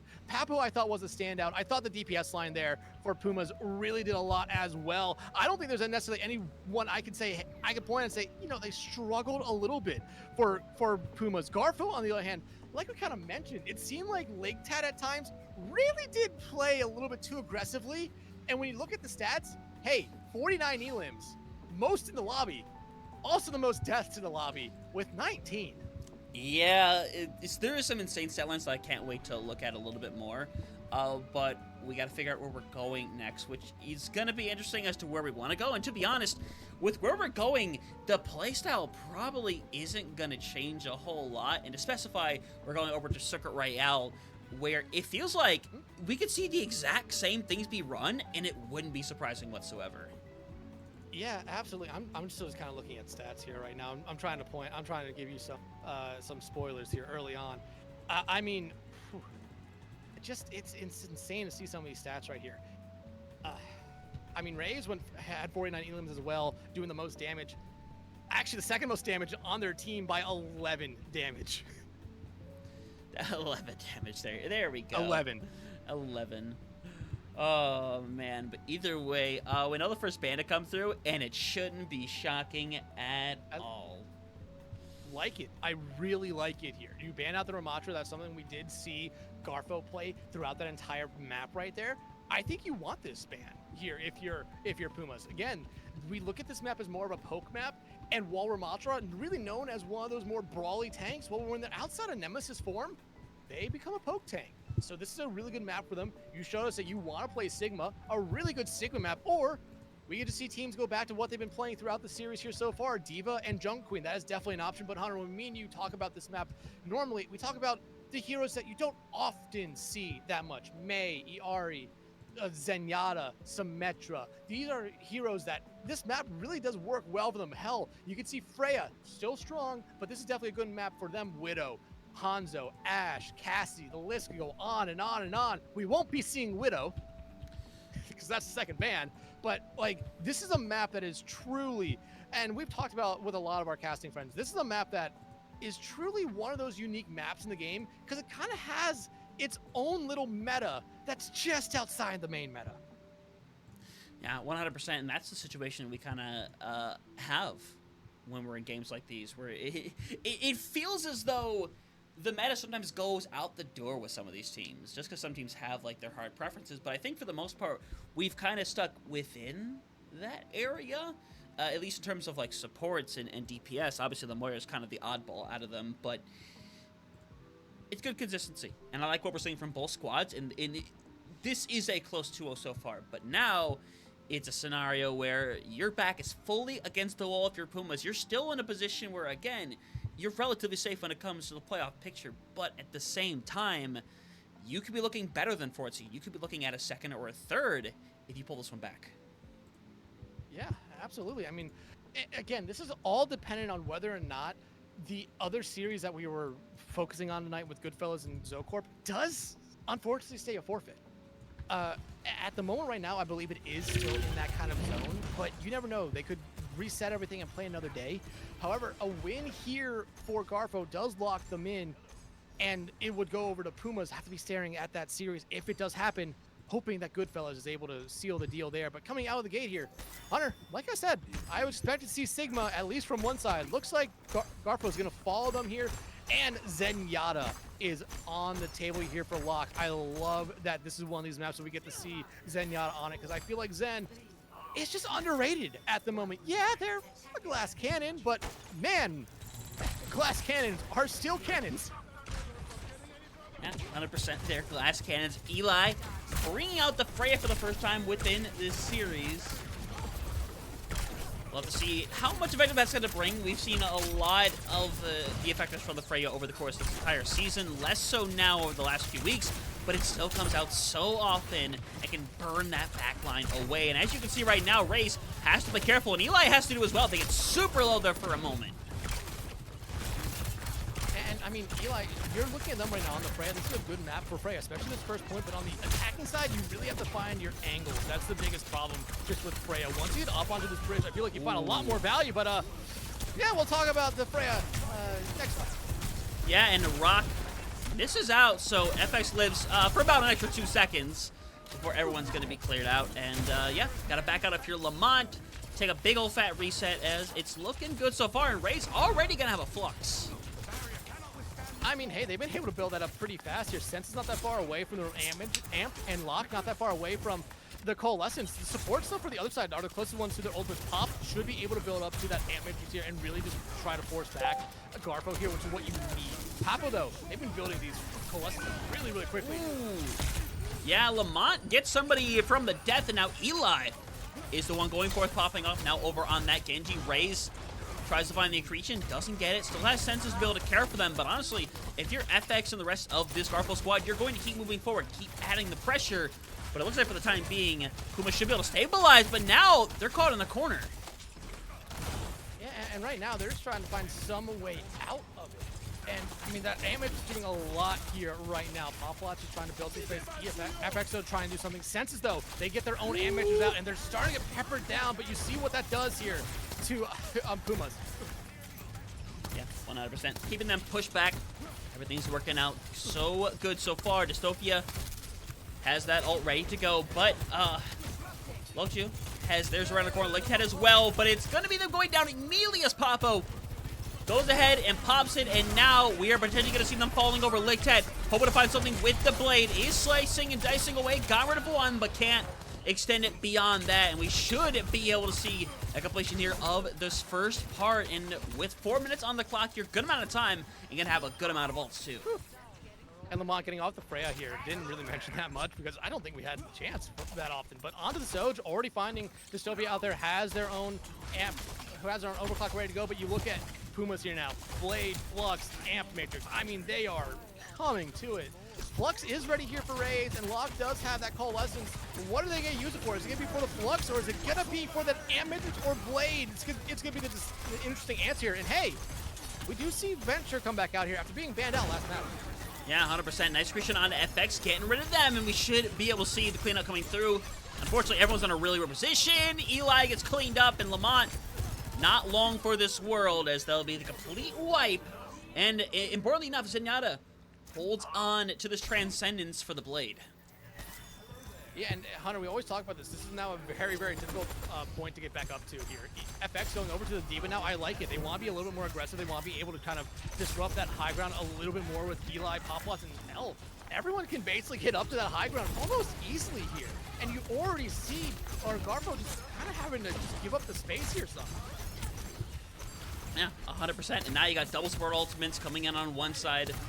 And if you're Lamont, you want to try to find some kind of opening. You have a great ultimate to work with. The Poplots is going to, well, try to get going first, and now eventually here comes the response. This means Eli's not going to have to worry about it for the upcoming fight. The problem is it's still going to be really hard to deal with as their team is getting shut down around them, and Eli's looking for it, has found one. And now separated away is raised, and it's just Lictat hanging around the point. He's just going to have to go for a stall game because getting out is going to be impossible. It's going to be impossible, but that stall there is huge. Because you look at what Garfo is coming up to here. They have Amateurs. So that's just going to be able to force back Pumas here for a moment, but that Flux and Dystopia not that far away from their own overclock. Those are huge ultimates that could really win them, especially with a team that just invested a lot of their ultimates in that last fight, Hunter. It could be costly here now, and this is exactly what Garfo needed. Yep, 100%. Lictat gonna go a little aggro here, hoping to find something. Everyone's in a weird area, but everyone really smart from Pumas. They back way out of there and take a reset, and now you're going in with nothing, and Raze is the one that has to be careful with this Flux. Catches on to a couple of really important bodies. Eli down. FX is separated from the rest of their squad out of the mech, and Lamont might have to run for the hills as, again, reset has to come to form here as they're going to have to try to build up these ultimates, and it's going to take a minute. I mean, yeah, it's going to take a minute. Hunter, there's a minute 15 on that clock here. So it might take them all the time. I think it's going to be only about one more team fight they need if they play fast. Yeah, however, you got a lot out from the other side. Dystopia still holding on to their overclock lock, not that far away from their own Transcendence, but that is something that you could really try to force out here. Overclock out, though, from Dystopia now. I like this here, though, from Garfo. They want to play fast. Yeah, that's exactly what you want to do. Don't give Pumas that room to breathe. And now, you're in a weird scenario where you're trying to get some more picks. You're trying to move up. We see some teams be caught out here, but you see they're not overplaying their hand. And now another Transcendence is online. Is online, but you look at the other side, not that far away from Bomb, not that far away from Cold Blast. You can really go up to the other three ultimates you have right here now. However, the Trans is going to be the only thing you have here, and you need to use it early. Yeah, and Transcendence is out. Lamont is down, and 20 seconds on the board. FX is going to get D-Mec'd, and they're going to run away. And Eli is currently trying to be the hero. Unfortunately, the hero is running out of tools to work with, and with 10 seconds left on the board here, Lamont simply has to live for a touch. Is going to have to literally fly in, but they're already spotted, and retouch isn't happening. So, finish line is available for Garfo here. Just got to get it through that first point, 80 meters afterwards, and they can take a 3-0 here. I mean, hey, it was a good round right there, but we talked about it a lot, especially with this map. This is a really hard second point to push, and once you lose that cart, it becomes very difficult. You have to go back to the Lictat stalling out that cart. That was the difference maker there. That Lictat doesn't stall out that cart, you put 3 on it, you probably get that point. Or if not, you get a lot closer to that point. Mm-hmm. Yeah, no, 100%. This is a game of meters, but it can also be very much a game of seconds. That little bit of stall, that extra 2 seconds, can maybe open up the opportunity. You look at push maps, that opens up the opportunity for people to get good spawns and take an earlier fight. In a situation like this, it gives time to regroup, to reset, to the point where eventually Lictat themselves was able to rejoin the fight and make some impact. So now, you gotta respond. If you are Pumas, backs against the wall here, seeding for them is what's on the line if things remain the same with that Zocorp game. You don't want to have to be in that 4th seed and potentially have to go up against Goodfellas right out the gate. Yeah, and I'm just checking to see if there are any other games currently going on right now. No, this is still the only game going on at the moment. So again, at the moment, you would have to say that, hey, this is exactly what you want. If you're Garfo, you're in the lead. You have a chance to win the series here. Pumas, you want to get back in this series bad. But right now, no big swaps. You like Tech going over to the Torb. Oh, nope. Eli, though, going over to the Torb. I like it here, just keeping that turret as something, as a little bit of a deterrent for the most part. Having it far away, just being able to pepper in damage, especially onto the shield here of Raze. I think that's what they're mostly using it for. Yeah, I think so as well. You're trying to find an accretion.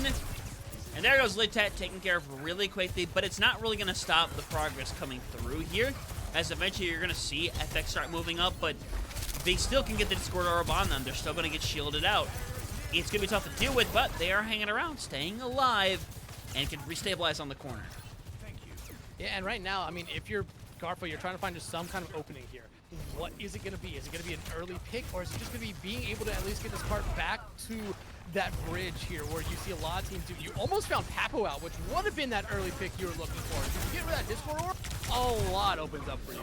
Oh, a ton opens up here. Now FX is in the Immortality Field. It's in a really weird scenario, and is eventually going to get taken down, and now Ligtat and Squad is going to start moving forward, trying to find a couple more bodies. Ligtat gets one with that slash.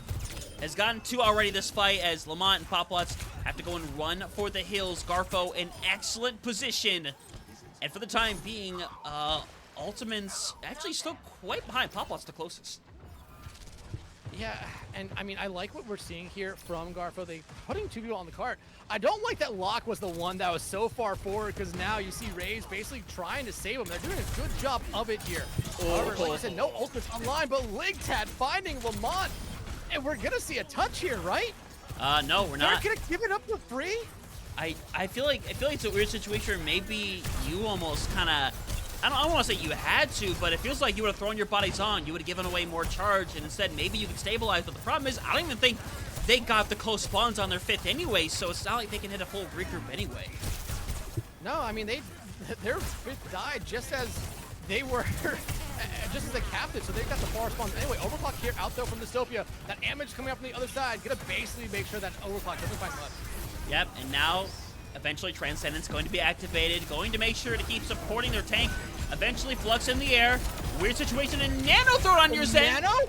It keeps him alive for an extra second, as Raze takes in a ton of that damage to be able to kind of bring back some of their health. Split comes through, unfortunately. Weird scenario. Dystopia's got rid of 2. And now Lamont is hard separated from the squad and is not long for the world. And now somebody has to come back and get a touch. Unfortunately, it's only the supports, and Papa might have to ult a touch. They're gonna have to. They need a stall out here, and Papo is the closest one. And you have more coming up here. There's the Transcendence. Moan Core probably gonna come out almost immediately, but actually it doesn't need to. You have the majority of your team back. However, you might need to still use it. Yeah, you might have to. Trade's going back and forth though. Poplots has been taking care of Lamont. Wants to try to end this right here, right now. Hoping to find something, and they will pop off. Keep this alive a little while longer. 3:15 left on the clock. Still a ton of time to have to hold on to this one. But we have seen it a lot on this map. This is a hard thing to get back up because it's such an uphill thing. You either have to walk up. Well, you have 3 ways to go up this hill. Hunter, they're all hard choke points. The easiest way would just be to follow the road, but if you go up either of the staircases, you're putting yourself into a hard choke point to get through. Eli, though, going back over to the Bastion here, I like it. Shield breaker and a lot of damage. Yeah, lots of damage now. Eli being back over on this Bastion is going to be interesting. Had some really good effect earlier. You can combo it up pretty well on top of that, and now if you're Lochu, got to run for the hills, and will be able to do so with 2:30 on the clock. Lamont going to clean up a little bit, but gets taken out. But Lamont should be able to get back in time for next fight. Yeah, but again, this is what you need here right now. You are Pumas. A couple fights here in a row. Look, we were talking about 3 minutes last time, down to 2 minutes. You win one more fight, down to 1 minute, and you're into that situation where you're going to be seeing this Garfo squad really rush into a lot of stuff here. You just need to build up ultimates here and only really use them when you need to here. Senses does have Nano ready to go, and well, it's not going to be thrown on the lock at the moment. And honestly, I was going to say this should just be a moment where they fall back, but no, they're going in. Yeah, Litat has that Nano, but doesn't really have a blade going with it. Dies for the cause, and that might be enough. It's just the fourth, but Papo again has the security blanket sitting by, is going to have to ult one more time to touch. And now it's another awkward scenario. Eli has to go and swap. Poplots is going to have to pop the ult here momentarily. Just keep bodies alive. Keeping everybody on to the point. FX on the ball now to be able to get touched. They get slapped, but still have plenty as Flux is going to come out online. It's going to catch on to multiple people, but only gets rid of Poplots, as now there's only one body sitting by for care. But it's not going to be enough. Garfo move forward, and with that win, should secure their spot into the playoffs, moving up to 5-2. And it was desperately needed, and they got it. Yeah, great series here from Garfo. Pumas, they kept every map close. Yeah, and like I said, it was unfortunate what we saw in map 1, where Papo just wasn't able to get back in, but still a very, very close series all the way through.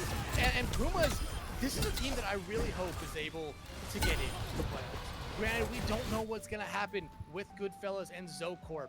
If that game stays how it is, though, right now, we both believe that Pumas will qualify based on head-to-head results. Pumas winning that one there as well. But hey, Garfo, they did what they needed to do here coming into the series. They had to win. They got their win. They are now in. Yeah, they are in, and then obviously it comes down to question as to what sticks, what stands. Wikipedia has already updated. We don't know, obviously, if it's going to stay that way. But it's a situation where Pumas, if that result stays that way, it's saying that they would be in this situation. So we'll just have to see what happens. We can confirm that Garfo is going to move on with that 5-2 record, though. Nothing, whatever changes, it's not going to affect that. They're going to move on. They're going to have an opportunity to win back some of these matches, especially that Goodfellas game, which Garfo Goodfellas is a game that I'm really excited to potentially see a rematch of, and the possibility really exists here, but if it happens, it might have to be a winner's final. Or, hey, you never know what might happen. Winners final, lower finals, lower semis. You never know. Crazy. This region has been unpredictable, to say the least here. I mean, yeah, Goodfellas undefeated, technicality, but undefeated. Factor X, I think me and you, after that first game, had them as favorites. They've dropped 2 games since then, so you don't necessarily know. Garfo, I think at points this season, we've called them the best-looking team here in South America, and Pumas. Hunter, Pumas gives me the same vibe as Hive Mind in North America. Yeah. A very scrappy team. The record might not necessarily show you how truly good this team is, and maybe all they need is a little bit of a playoff run to show everyone.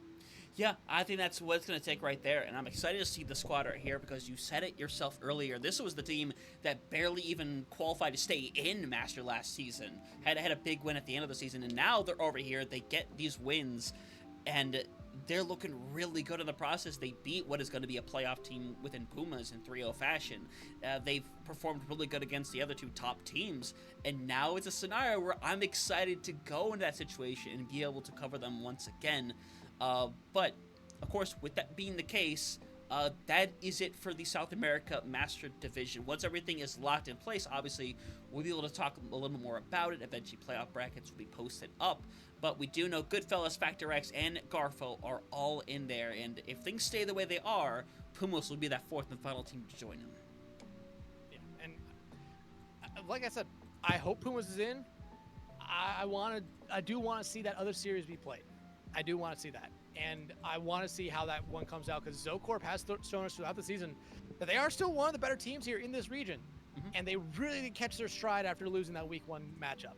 It's just going to be interesting to see what happens here. But congratulations to Garfo on locking themselves in. So we have 3 of the 4 teams now locked. Pumas currently that final seed, but I feel like there's still a lot left to be said here in the South American region, Hunter. Yeah, no, there 100% is. But of course, with that being the case, we'll have to talk more about it when things get solidified. We'll figure out that playoff bracket, and obviously we'll try to do what we can for that. More information on that down the line. But we got to re-strategize, refocus, because in just 20 minutes' time, we're moving over to North America in a big matchup between Kintsugi and Nightmare Rotation. Nightmare Rotation trying to keep themselves out of bottom 4 territory, and for Kintsugi, this is a very do-or-die situation for them. If they lose, they are going to be out of the playoff contention. It's a really big game for them, and I'm excited to see what's going to happen, especially with Nightmare Rotation with these hog changes. This could be some wild stuff in this map. Yeah, but hey, again, it's been a fun regular season. Yeah. Playoffs is going to be even better. Yeah, no, 100% it's going to be. So thank you all for joining us here for South America. Please stick around, as North America is going to be happening in about 15-20 minutes time. So we're going to go and cut to a break for a little while to take care of that. When we come back, our second game of the doubleheader will be coming your way.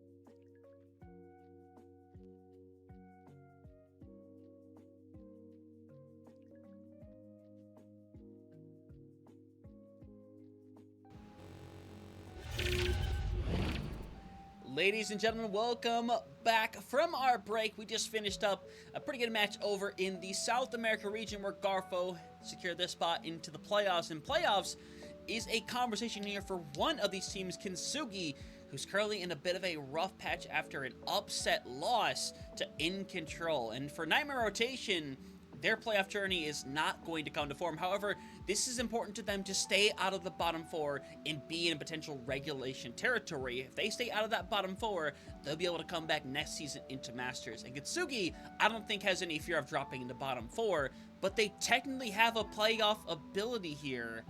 The problem is they have to win out, and Hivemind needs to drop a couple of games. I'm never going to say never about both these teams here. I think Kintsugi, with a victory in one of their final 3 games here, it puts them in a comfortable spot not to be in that bottom 4. But if they were to drop their last 3 games, and you have some of those teams that are currently in that bottom 4 and just outside of it that win a couple, it gets into muddy waters, not only for them, but for Nightmare Rotation as well. I mean, you talked about it a little bit there. Nightmare Rotation coming up from expert tier as one of those automatic promotion teams. They, I think, were the best team throughout the expert tier season last year, and there definitely has been the growing pains here this season for them, and that's unfortunate because Nightmare normally does field really good teams. Nightmare Rotation, we've seen them be really, really good in some other leagues, but right now, I mean, they had to rebuild. You still have really good players on this roster. They're looking to end their season here really, really well. Still have one more game after this, so a victory here tonight does move them a little bit higher up from those top 4. But like I just said, Hunter, there's still a lot of those teams that are a lot of those teams in that bottom 4, bottom 5, 6, 7 area that have more than 2 more games left to play. Yeah, 100%. Some of these teams that just have to go on an absolute spree this weekend. I think a couple of examples are like Boot Trip and Emote down mid that have to play 4 or 5 games apiece, including tonight, because obviously there are still other games going on tonight as we're getting ready to figure out first map here pretty shortly, but just some of the games that are about to start up. Young and Beautiful Midoriya is going to be really important in terms of seeding. You have things like Extinction Zero and Shikigami, where Extinction Zero technically isn't eliminated yet, but anything other than a 3-0 here would 100% do it for them. In Control versus Emote down mid, which you would think would be a wipe, but after In Control won against Kintsugi, I mean, nothing's impossible, it feels like, but I think the most impactful one in terms of what we're focusing on here today is Hivemind taking on Amplify. Amplify is technically, I think, also not eliminated, but is essentially in that spot. And for Hivemind... 5 more games. Interesting. Yeah, and Hivemind, this win would go a long way for them, and I think would almost solidify a potential playoff berth. Absolutely. Well, that's a really important game going on there. Let's focus now back in on this one. Both these two teams have a lot to play for here. Nightmare Rotation, like I said, they're still sitting in that odd area where, hey, you only have 4 wins. Having 5 would definitely help. Having 6 would be great. The biggest problem is compared to a lot of those teams that are still hanging around them, a lot of those teams have 1 more game. So you really need that victory here tonight. Kintsugi, they still have a couple more games as well as 2 more after this. So again, a loss here tonight doesn't hurt you, but it definitely doesn't help you. It's very important for both these two teams. Just wanted to try to stay in this Masters region. Kintsugi, though, looking a little bit better off at the moment. However, Hunter, we've been seeing Ilios here a lot recently. Yeah. While I imagine that's going to probably be where we end up going, it's going to be really interesting considering, one, we're in a little bit of a dive meta at the moment, but as you kind of talked about, Dirt is a wild card when it comes to tank. Not Ilios. Going back to Oasis, actually. Ooh, that is gonna be a very, very interesting one. But I say interesting is because we haven't seen it in like a week because Ilios has been coming out so often. So now we're kind of going back to the same old of what we have seen previously. But the question is obviously what the bans are going to be because it's such a weird situation. We know the first one though, Nightmare Rotation going to ban out that Zarya. And not only does that get rid of a strong tool, but I think one of those tools which honestly can play pretty decently into a potential Roadhog. It's all potential. Yeah, and here's the thing. We're going to talk about Dirt a lot because we know Dirt loves Roadhog. Oh, yeah. Maybe one of the last true hog mains left in the world. But that isn't the only hero he plays. That is one thing that I feel like a lot of people kind of overlook. We have me and you have definitely in the past in CGL, I've seen him play a lot of different tanks, whether it be Sigma, I believe a little bit of Ramatra here and there. And there are a lot of people out there who really think if Dirt did pick up some other tanks, would be a really, really good tank player in North America. But it's really interesting to see that. And coming into this series here, I mean, he's going to be one to watch out for because you never know if the Hog is going to be ready, especially with buffs coming to him.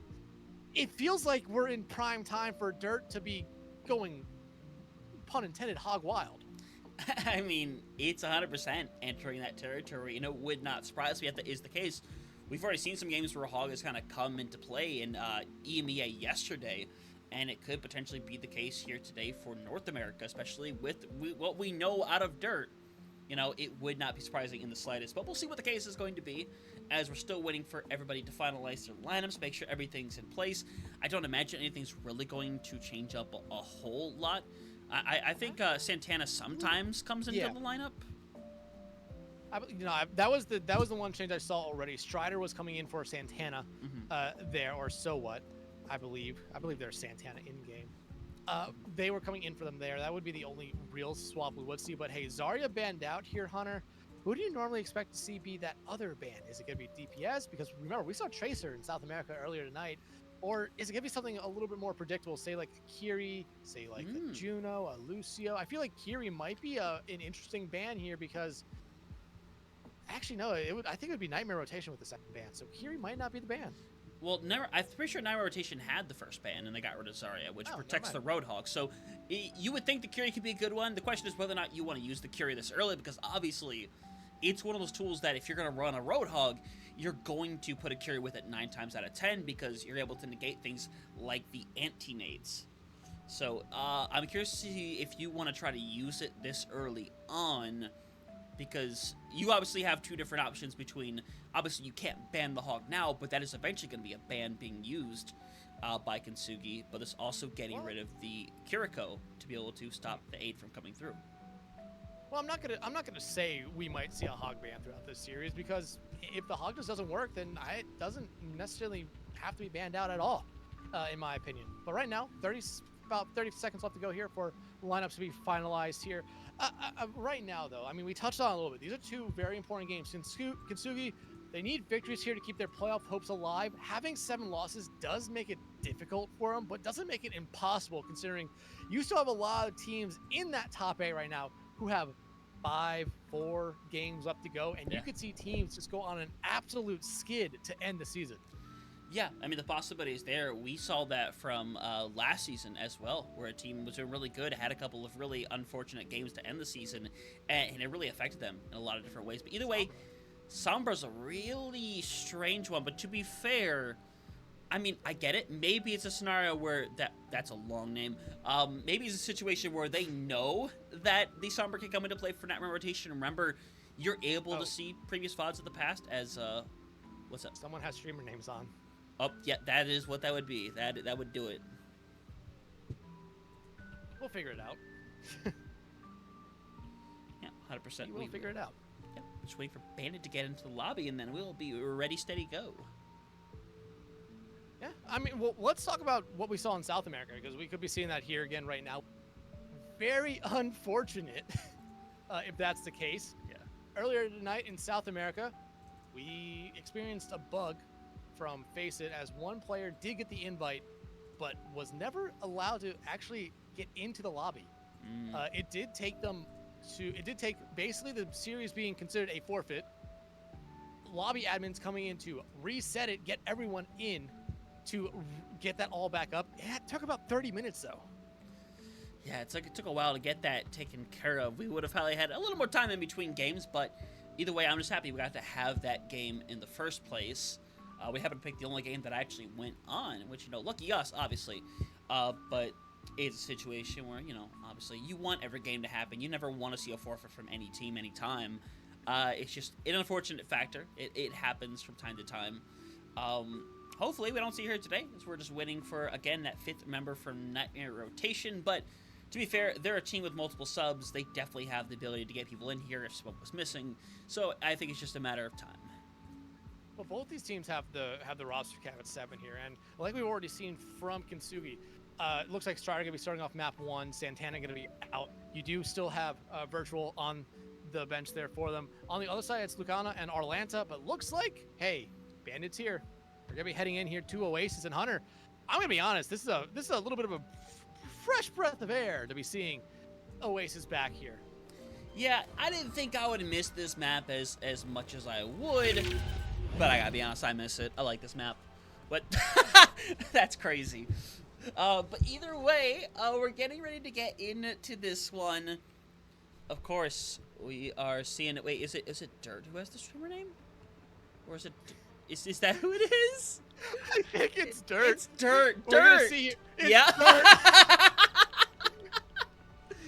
Dirt, you son of a gun. And yeah, the Hog's out in full force, a Curie with it. Oh, it is pure Road Hog Gaming time. Oh, we are so back. Or Dirt's back. Dirt's really happy. Let's just put it like that. Oh, man, this is going to be exciting. But either way, we are seeing Strider out on the ball, which we have seen Strider play the ball a fair amount in the past. And TPs are going to come out. Tracer's likely going to be activated from both sides. And yeah, going to get these going. And this is going to be weird because both teams can play fast, but neither is probably going to. This is going to be a war of attrition to see who catches out somebody first, Strider or Dirt. I mean, right now, you have to be watching out for Dirt, and more specifically, just because hooks onto Strider. You have to remember, the biggest buff that Hog got was to his damage amplification, or damage multiplier on headshots, and I feel like that will do a lot to anyone, especially a Wrecking Ball. Yeah, no, 100%. It looks like Point might get captured for free, but Lich is hanging around, gets rid of Snow. So, is going to potentially open up the door here. As Curie Lucio out there, no Ana on display. They think they can take it without it, and honestly, give them all the credit in the world as Lich trying to attack from the sideline. As Point going to flip over momentarily, as, yeah, eventually going to have to pull out of there, and Kitsugi taking control to start. I mean, you lost that one member there pretty early on from Nightmare, so you had to wait for them to come back here. Snow back, though, in the fray. And you're just looking now for that opening. And while you want Dirt to kind of be focusing in on the Wrecking Ball, you want them focusing in on someone that can easily find that one-shot combo with the hook here. But at the same time, I mean, you still have Bingus who can do a lot on that Tracer, as we've seen Tracer just do a lot throughout this entire season. Yeah, and Lau had to kind of hide around for a minute, eventually going to get a little bit more care. And we're still waiting for that big hook to come through from Dirt. This is out on the Strider once more, who's just kind of able to keep hanging around, keep stalling out the point. You just keep trading out Lich and Strider, and you're able to solve this almost infinitely, but Winter ends up getting assassinated by Bingus, who is still hanging around, still having a good old time of it, but Dex eventually, at this point, is going to have to bend. But here's the thing with this comp that we're seeing from Kitsugi. It's a very kind of mobile comp, which makes it very difficult for Nightmare to try to get a target on. That's who actually you need to get rid of. You get rid of Strider, you can deal with the rest here, essentially. Yeah, 100%, as it looks like you're going to be cleaning things up. 62% on the board. Ultimate's becoming very much a factor already. Double Pulse Bomb especially, though, as Lich gives it up and swaps. Oh, that's a choice. My feeling is it had to be a little bit of a mistake there. I would not have blamed the Pharah coming out. I think it would have been actually a really good pick. The only thing you would have had to deal with would be that Torb turret, which right now, you see Strider getting valuable information on where everyone is, and they want to get rid of Torb early. Yeah, they do. They're going to go all in and do it, and now the whole Hog is on full display. Strider gets deleted on the spot. Winter is going to keep getting forced back further and further away, not able to find full effectiveness, but it's still technically a 4v4 right now. The problem is, you're going to miss Strider a lot more than Snow in the situation. Strider about to have mines ready. I mean, a 2-for-2 ult trade there, but you have to remember that was really a 3-for-2 ult trade. Because Lich gave up that pulse bomb, yeah, they're about 60% so they build up quick. Huge slam, getting a little wow. Yeah, and now Lich is unfortunately in a really weird situation. Mines are on the point. And now, weird scenario is, yeah, Dirt Gaming is just going to force their way over onto the point. Beat comes out online. When you were getting super low, eventually he has to get traded out, as Bandit not actually catching onto a whole lot of people. As trade's still coming through, Dirt has gone down. Now Bingus has to pull some ready to go. A stick onto Strider would very likely get rid of them, as 70% already on the board. Bingus forced out with a recall, but April got taken care of. Lich right behind, now 75% on the board. Nightmare rotation looking good so far. This turret from Snow is doing a lot here for him. It's a lot more than probably anything that Kintsugi knows. Lich now get a fully commit into the Pharah here. And did they get Pulse Bomb out? I think they might have, yeah, but you're not looking at Final Fight territory here, Hunter. Bingus has the only ultimate ready to go for that side, and really the only ultimate ready to go for this entire fight potentially. Yeah, and Bingus is getting hunted on the backline as No touch! Brother. My brother in Christ, what are you doing? Kintsugi does not touch the point, and now rotation take the first round, and that is that's a maneuver. I'll say that much. It's rough. Yeah. That's what it is. But right now, I mean, you now see the swaps coming out here. The Orisa, I think, is a little bit of a better choice. Yeah, a little bit of a bigger, easier target for Hog to hook onto. But at the same time, it's a little bit more sustainable. It's a little bit more survivable. It's more tanky here. So I think you're okay with giving up a little bit of ground here to Dirt just to try to get in their face and do a little bit more damage. Lau, though, going over to the Juno here, I believe only for a moment, and then going to be swapping back over. Bingus and Lich, yeah, there we go, right back over to the heroes they were on. No big swaps, other than really Strider going over to this Orisa, which I do like, just for wanting to play a little bit more aggressively into it. Yeah, I like it. Nice. Snow getting caught momentarily, has to play a little more careful. But it's going to be weird because you have to eventually force a drop here. But I love the way Night Rotation is set up out here, as eventually they're going to get forced back further and further away. Hook, not going to find any receipts to having that gold form ready to go for your Strider. But now you got to back out to the point. As eventually Squad going to move forward, Strider literally has nothing remaining in the bank. Will be burnt down, and Lich has to try to find something, unfortunately, gone as well. As inevitably, Night Rotation should take this first point away. Winter gets one on the way out. And Hutch could be the last one back here. And even with going over to the Orisa, I mean, yeah, like I said, a little more sustainability, only into if you're just going up against Dirt on their own. Snow and Bingus can do a lot to them, especially the Rivet Gun. I feel like everyone kind of underestimates how much the Rivet Gun actually does when it fires its shotgun form here. So Nightmare basically picking up right where they left off. Really, really good start here for them. I love how Lau, though, is playing here. Playing far back and just kind of taking pop shots. They're doing a good job. They're doing exactly what you want your Kiri to be doing here. Right now, though, Bye, Winter. not the start you're looking for if you're Kintsugi. Yeah, you don't really want to lose your Sojourn immediately, as Strider, in a really rough situation, has to expend every cooldown to live. It could take one good hug from Dirt, get them back in, but looks like they're just going to have to stabilize his head. 4% on the board as double Kitsune Rush is online. And speaking of Kitsune Rush, there's one out there, and looks like rotation might just actually let this go here for the moment. No, there it is, the late one. The Molten Core is out, though, from Snell. And if you're Kintsugi, you invested into that fight. You needed to find something. However, it's being forced back. Yeah, gonna pull some bodies in. Cleanse, though, perfectly timed, but it's not gonna save Bandit inevitably. But Dirt's alive. Dirt gonna send that whole hog going. Has to kind of go hide away, get a little bit more care, and it looks like inevitably the War of Attrition gonna go their way, 70% and counting, as the whole hog works out, and Pulse Bomb still active for both squads. Yeah, here's one big thing. I mean, having Hog be somewhat meta again, or somewhat stronger, is gonna be scary, especially in a Dirt who, even when Hog was considered weak, still really good on it. And just being able to heal themselves is huge right here. Has the second most healing on their team, more than their Lucio, which is, again, not that big of a shock here. But you're in Final Fight territory. Pulls them out, though, on the Strider. The 4-500 gonna be used to basically save them. Yeah, Cleanse also got used as well to keep them going, as Lich is fully over on this far now, and I'm curious to see how it's gonna work out. It's a last step desperation move here to try to make something happen, as that turret is currently wall riding, which is nice and beautiful as you try to find the beat, as it's gonna be traded up by both sides. Winter's been taken care of by Lau of all people. And now you're going to go to the bottom. If you are Dirt and you get a little bit of care back down in there, Lich is eventually going to get some care on their own side, as they're going to be able to get rid of Bandit. You cause more separation. You get rid of the turret once again, but it's not over yet because Strider is sitting unbelievably low, but Lich is clutching up big time for the squad, and it should be in a matter of time before Dirt and the rest of this Nightmare Rotation squad have to back out. But hey, you'll take that. That was a heavy ult investment fight from both sides. Snow just being staggered out, will be able to find Winter, and I think you take that trade, honestly, right there. You're going to be able to come back in 4v4, but you already do see April going back there to get their Fallen Soj.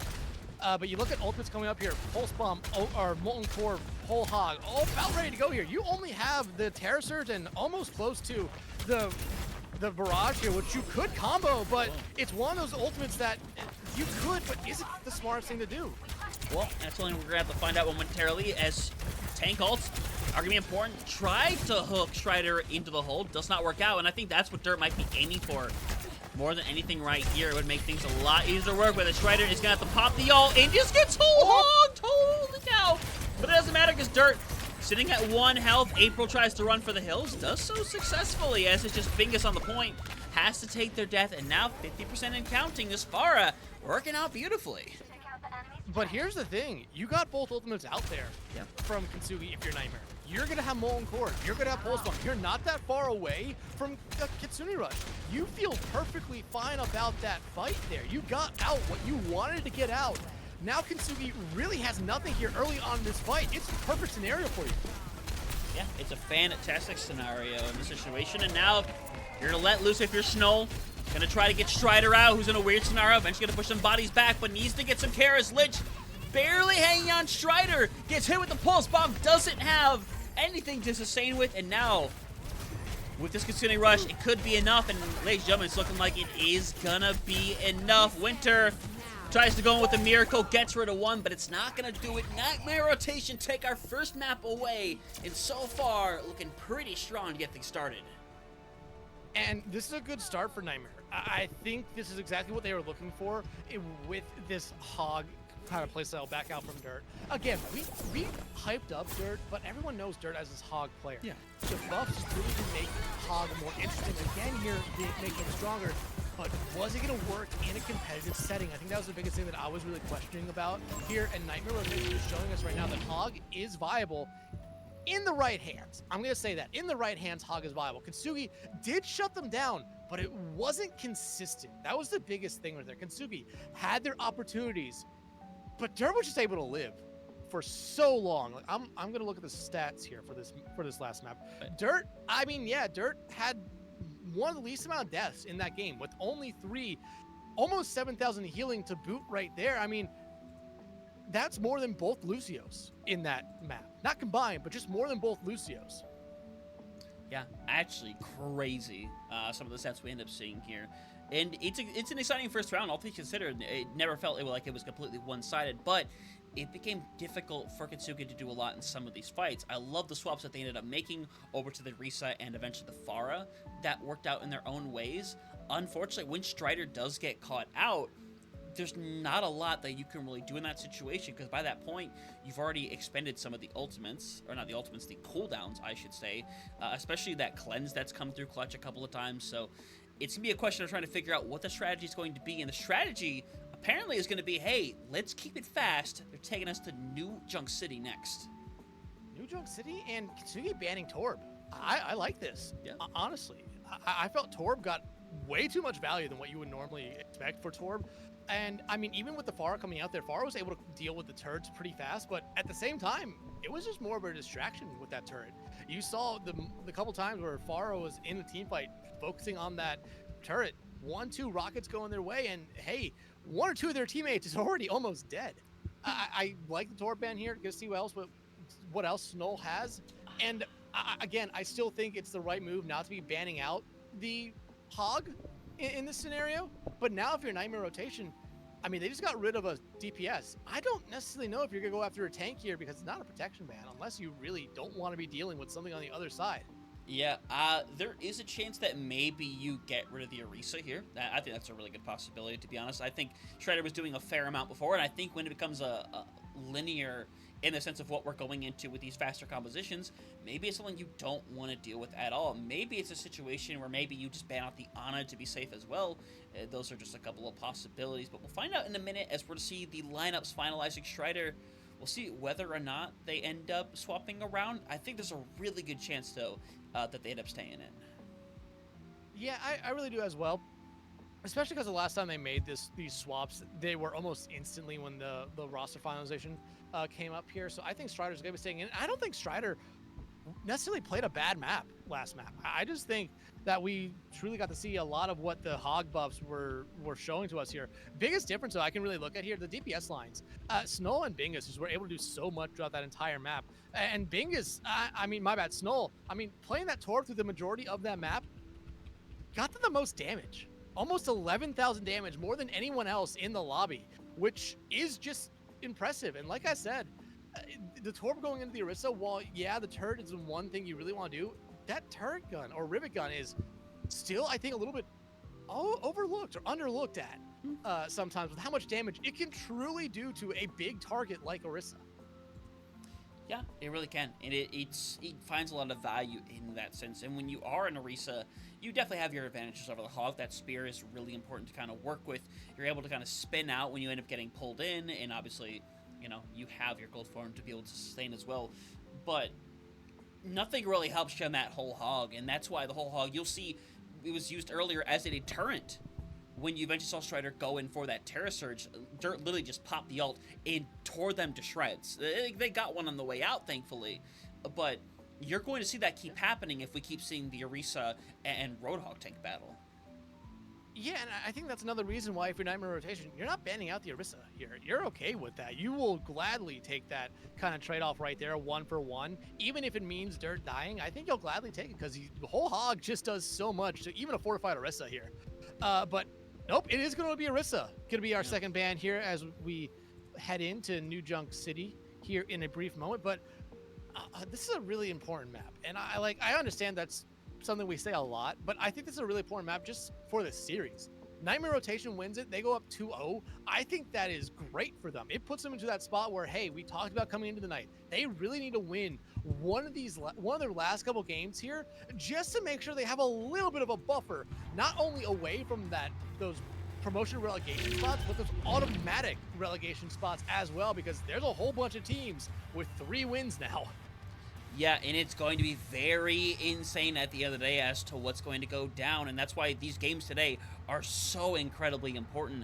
I mean, you're in situations where you're trying to get things going, you're trying to come out the top, and a lot of these teams today need these wins really badly. Like right now, fun fact, Extinction Zero got the first map taken away on Shikigami, Hivemind first map on Amplify, but the thing that might be the most crazy right here, if I'm reading this correctly, In Control take the first map on Emo down mid, if I'm not mistaken. Holy crap. A lot of wild stuff happens in the final weeks, especially as we talked about. A lot of teams end up playing multiple games in a week. Fatigue is one thing that you never really see that often here, but you see the comps here, or the Hog back out here for Dirt, aka King Howl. King Howl, let's go. I'm calling Dirt King Howl now exclusively, as Strider out over on the Zarya this time around. The Orisa not available, and I think this is a pretty good pick as well. We saw it not be available in that first round either, so at the end of the day, I like that they kind of revert to this instead, as Cleanse has to be used over on Lau, who gets extremely low. Strider so close to getting rid of them, but Dirt inevitably going to survive. Lich is taken care of, and now the rundown is going to be activated as they've run out of the members to really kind of sustain this front line, and Strider just has to go try to find somebody in this back line, as inevitably they're going to get ran down. And even with, right now, if you're Kintsugi, you'll take this first cap. You know the fight's lost. April finding Snow on the way out is huge, but you'll take that free, hey, you're getting a little bit more here now. It's going to probably end up being about, I'm going to say 22%, 23%, 4, 5? Yeah, we take 5, those. 25%. Let me just keep counting up. But, I mean, that was a big fight right there. And again, this is going to be one of the biggest things that we talk about as long as we see this Hog kind of playstyle come out from Nightmare rotation, is just how sturdy, how survivable this Hog is, just because they have the rebreather. And now you add Bingus on to this Reaper, who can just do so much. Strider, though, not that far away from grab. That's one thing you also watch out as well. They've been able to do a lot in that first fight, even though they lost it. Yeah, 100%. And Pulse Bomb ready to go for Snow this fight. If they deem it necessary, Winter goes around. If it gets caught up pretty quickly, this recall has to be activated. And now Winter's going to get run down, sitting super low, but manages to escape with their Pulse Bomb and their life intact. And now you're looking to try to find a perfect target right here, as Grab going to be activated, as Bandit pretty much gets solo grabbed and got rid of. That means no beat for this fight. April gets rid of another. And now with the Kingpin down, you will be able to see this point eventually go through, but still, getting it to 90+% is fantastic, especially when you're going to this next fight, and there's going to be a 3-4 ult situation, but it is still in favor of Kintsugi. Yeah, but big difference here is that Hutch has this Kitsune Rush ready to go loud really far away. Really far away. That's going to be one big thing. Yeah, Dirt will have whole hog, but into this comp, I don't think it's necessarily the best ult. Yeah. I don't think so either. A beat has been activated by both sides already. Big is hoping to find something. Is right by the pulse bomb and eventually gets taken care of. And now, gotta hang around right now. Dirt still has a whole hog ready to go. Has to run around and has to stay alive as Lich might have the key needed as Snow gets taken down. And right now, if you're in rotation, this is a difficult kind of point for you to re-engage on because Snow was your touch. They were your touch. I mean, Dirt looks like they're trying to set up for it, but I mean, it's going to be difficult here. Yeah, but Whole Hog is ready. Unfortunately, they're getting damaged more than they can even heal. And now they're getting taken care of. Bingus doesn't have an ult to work with here, but Cleanse has been used by Hutch. They're in a weird scenario, but eventually April, who has been popping up this first round already, looks like they're going to be able to help take this one away as Lich gets rid of 2, stays alive. And inevitably, first point going over to Kintsugi. They use everything that they've got, but now they almost have their second grab of the map. Yeah, and Winter not that far away from another pulse bomb here. I mean, this is exactly the start you were looking for here if you're Kintsugi. You lost that first fight, but you came back from it learning a lot, and I think the biggest thing is you're really starting to split up this Nightmare team, which is what you need to do. If you keep Nightmare split up, you're going to find a lot more value. You're going to find a lot more targets on your own. Bingus can only do so much on this Reaper, and like I said, you get rid of Bingus early, you're going to be able to find a lot more after that. Yeah, and I like the way they kind of have shifted up that attention to go for Bingus here, and so far, it's working out pretty beautifully for them here. Snow still has a pulse bomb sitting by. That whole hog is still available. And Strider is going to have a grabber on the corner. And Bandit has no beat, but Snow goes for the pulse bomb. It does not stick, though. That's been one thing. Snow going over now to this strength trap, playing a really good More Blast map. They're struggling to start out. There's the whole hog, though. And this is a good point for it, because if you can get them off the edge, that's a kill. Yeah, you're going to get a couple of bodies in there, unfortunately. Trying to get rid of Dirt, it doesn't happen. Snow and Bingus are back in full display. Snow's gotten rid of 2, gotten rid of a third, 37% on the board. That ends up being only a 2-for-1 trade, and you're going to have the double City Rush around the corner. Yeah, and Snow must have heard me say something about them struggling a little bit, because they came in and got 3 picks that fight. They were a key difference maker in that fight there for them. But like you said, Hunter, City Rush are ready. April gonna have beat ready here a little bit earlier than Bandit, so you could see potentially that come out as a combo. I don't necessarily know if that's the right idea, though, if they do want to do that. Yeah, but City Rush is activated. Everyone's simply going to back out, unless your name, of course, is Dirt, in which case you're going to be in the belly of the beast and get demolished. And now Lich has gotten rid of 2. Point going to flip over. Everyone needs to die ASAP, but Bingus is, yeah, eventually going to go to the point. Take the L, and Snow going to run for the hills. And now City Rush active for Lau as Hutch users during the fight. Yeah, Lau didn't use it at all. Bandit not, I mean, closer to a beat. And Bingus not that far away from Death Blossom. Beat Death Blossom ready here, though, for Kintsugi, which is what you really wanted here. Going into this final fight, I mean, you could just pop both the ultimates here early on, but cancel out that Blossom. Yeah, bye-bye. Sorry, Lich was not meant to be as 85% on the board. Bingus able to help with the follow-up for Dirt, as it looks like they're eventually going to take this point back over, but with a little more stall from April, we'll be able to get into the 99 territory. But the problem is, you're walking into 4 ults, and you're going to have a beat and a pulse bomb to your name. Yeah, and it's going to be just hard to try and get through here. And this might just be something where you see Kintsugi engage into a fight, not looking to really win this point back, but just looking to get ultimates out from the other side. And Nightmare rotation, they might tango with that. They might throw a couple of ultimates out there because they probably want to even the score up here.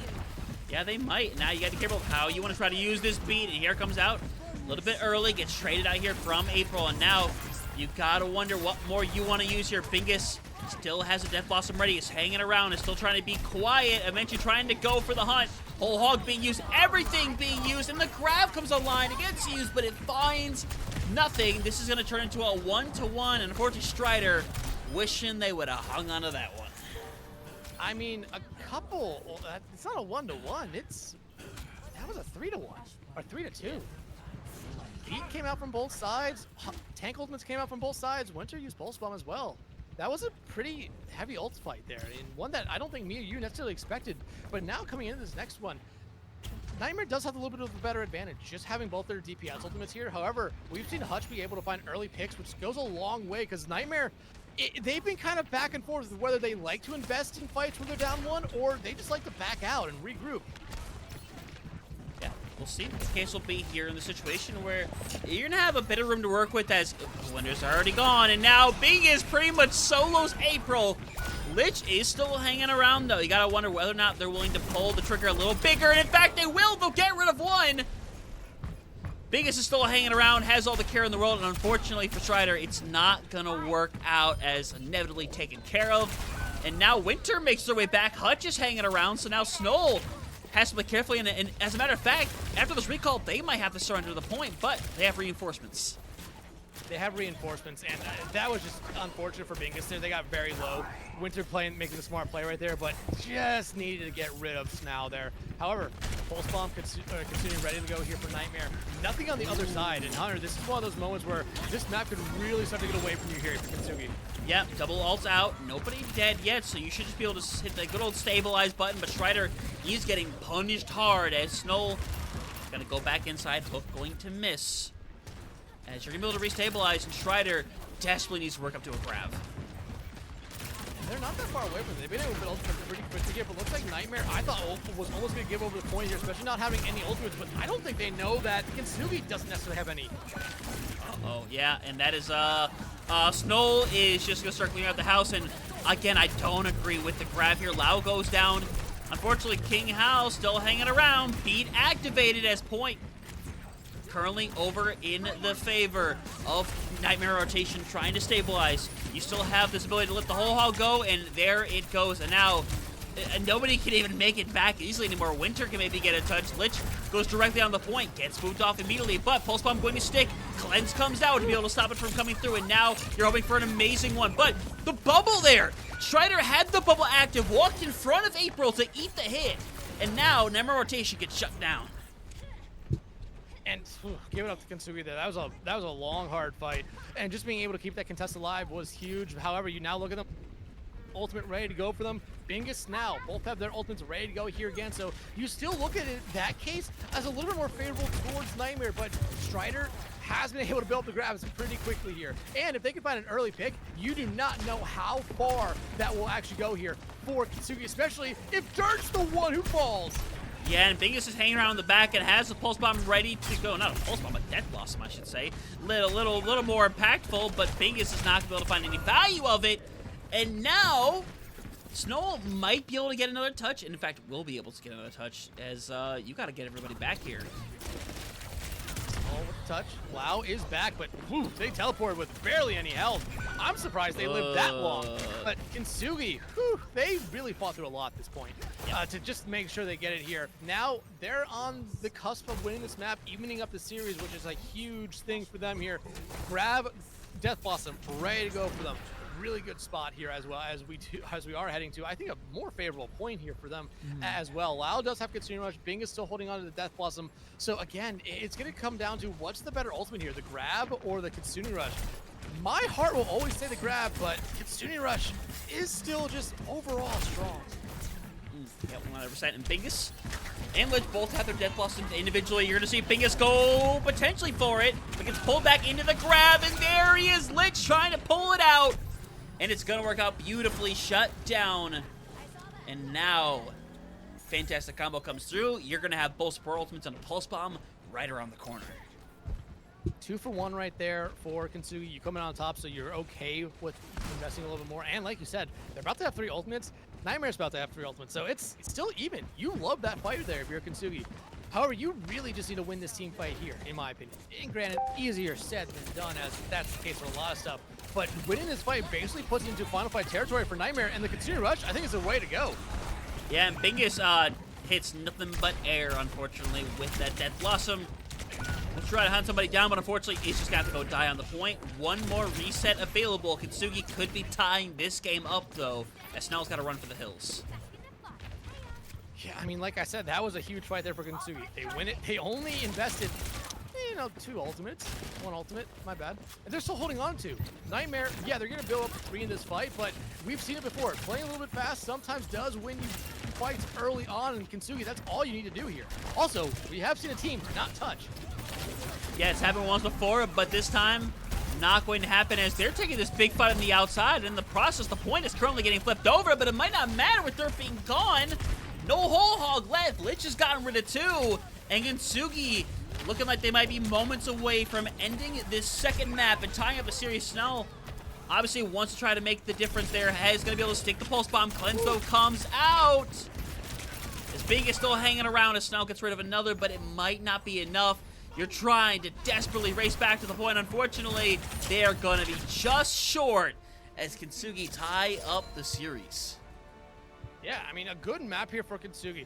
I mean, coming out of the gate, Nightmare won that first fight pretty handily. I thought they were picking up right where they left off from map 1. But no, Kintsugi, I think they really had this composition down to a T here. It was one that really built up as this map went on. And Nightmare rotation, it just seemed like they were struggling at times. Even at times where they had ultimate advantages, it just didn't necessarily work out for them. That's the unfortunate thing to say.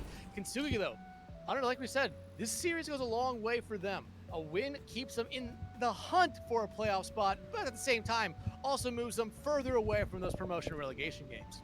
Yeah, 100%. Like I said, it's really important for both these teams here today, and it's going to keep getting stressed no matter how long this series goes, whether it's a 4th map, whether it ends up being a 5th. We'll see what the case is going to be as we know where we're going for map number 3, and it's going to be heading over back to Circuit Royale. We saw it earlier here today in South America. We're going to be seeing it once again, but one thing we're not going to be seeing, Dex, stole your line there, Lucio, been taken out first. I like this pick here, but at the same time, this is Nightmare making this ban. I think this is one of those bans where they are really looking at Kintsugi and say, hey, ban Hog. Like I said, Dirt has played other tanks before. We have seen Dirt play Sigma in the past. This is a good Sigma map, so it would not surprise me if Sigma is on the table here. It really wouldn't here. But outside that, you have Torb come back into play, which Snow found a lot of value with. We saw it earlier on in South America. Zenyatta is a hero you can see. Iari, Mei, Tim, any of the hit scans, all very strong here. And we talked about it. This is a map that in itself has its own kind of composition if you really do lean into it.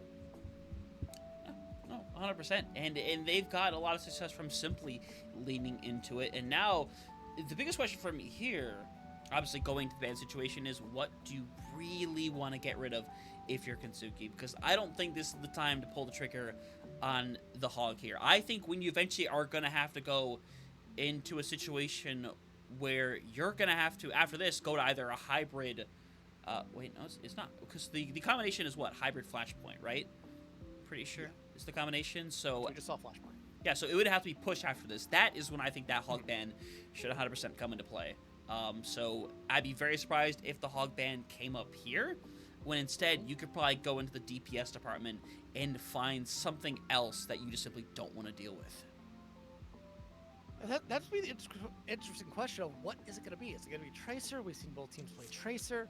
What other heroes are known for this map? Have you scouted up Nightmare here a little bit at all to figure out what this DPS line likes to play? Do we see a sub come in here as well? Because, hey, rosters our labs haven't finalized yet.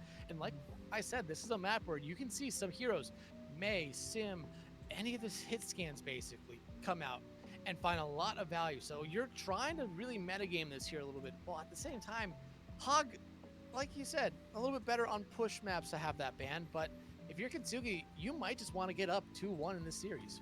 Yeah, I mean, of course you want to, but I don't know if you want to sacrifice the ban to be able to put yourself in that position. But obviously, you also don't want to have to go to a 5th map where you're going to have to decide, hey, do we ban the Hog here on push, or do we wait until we have to go to a 5th map where Nightmare Rotation will get to pick that ban, not that ban, that map, and they can pick the most ideal one possible, and you won't really be able to do anything about it. So you have to be very careful. This is why we talk about when sometimes certain heroes get banned too early on, it becomes a problem because sometimes, like, if you're dealing with the ball team, sometimes teams will ban that ball first, right out the gate. And sometimes it works, but when we see team lose that map, 99 times out of 100, that ends up ending in a 3-0 against them. Oh, lobby is ready. I was looking at that, so let's see who the second ban is. Bastion. Bastion, an interesting one here. And in my opinion, that leans towards that they didn't want to potentially deal with the fact that a shield breaker could come up here. So it makes me think Kintsugi might want to play something like Ramatra, like Sigma. Yeah. Ryan's not impossible. It's dirt. I could 100% see it happening. But I like this. The Bastion, we saw earlier today, like I said, in South America, where the Zarya was getting so much value, and then they made the swap to Bastion, and it became a struggle to do a lot for a while, and ended up having to make their own adjustments over to Ramatra instead. So I'm excited to see how this is going to work out. Not going to have a lot that ability to shield break now. At least as much as you normally would with a Bastion, for that matter. I still think there's a realm where maybe the Hall comes out here. We've seen the Zarya come through a fair amount. Sigma, I think, could make an appearance here as well. It's Circuit Royale. There's always a possibility. You know what? Let me just break it down like this. It's Circuit Royale. Anything can come out. This is no longer the map where, hey, you have to play one of these 7 poke characters. Nah, I feel like I have seen almost every character been reliably played on this map. I don't care if it's Roadhog, Symmetra, Reinhardt, Venture. It does not matter. I have seen it all work here, so I cannot be surprised at this point with this map. You almost had your crash out. I was a little close there. Circuit Royale. You were getting a little close. You were basically on the doorstep. Listen, it's fine. It'll be okay. We'll figure it out. Okay, we got this. Yeah, but coming in, looks like Strike Commander or Dirt. No big swaps coming out here for either team, and I think that's gonna be the case throughout the rest of the series. I don't think we're gonna see any subs for the most part. And I think Strider's done a great job so far. That is the one player who I think we would technically consider a sub, even though they did start the series. But now, with Heroes being ready here, let's see what everyone is doing coming out of the gate. At this point, I'm not going to question it anymore. I think we're just going to see Dirt play Hog.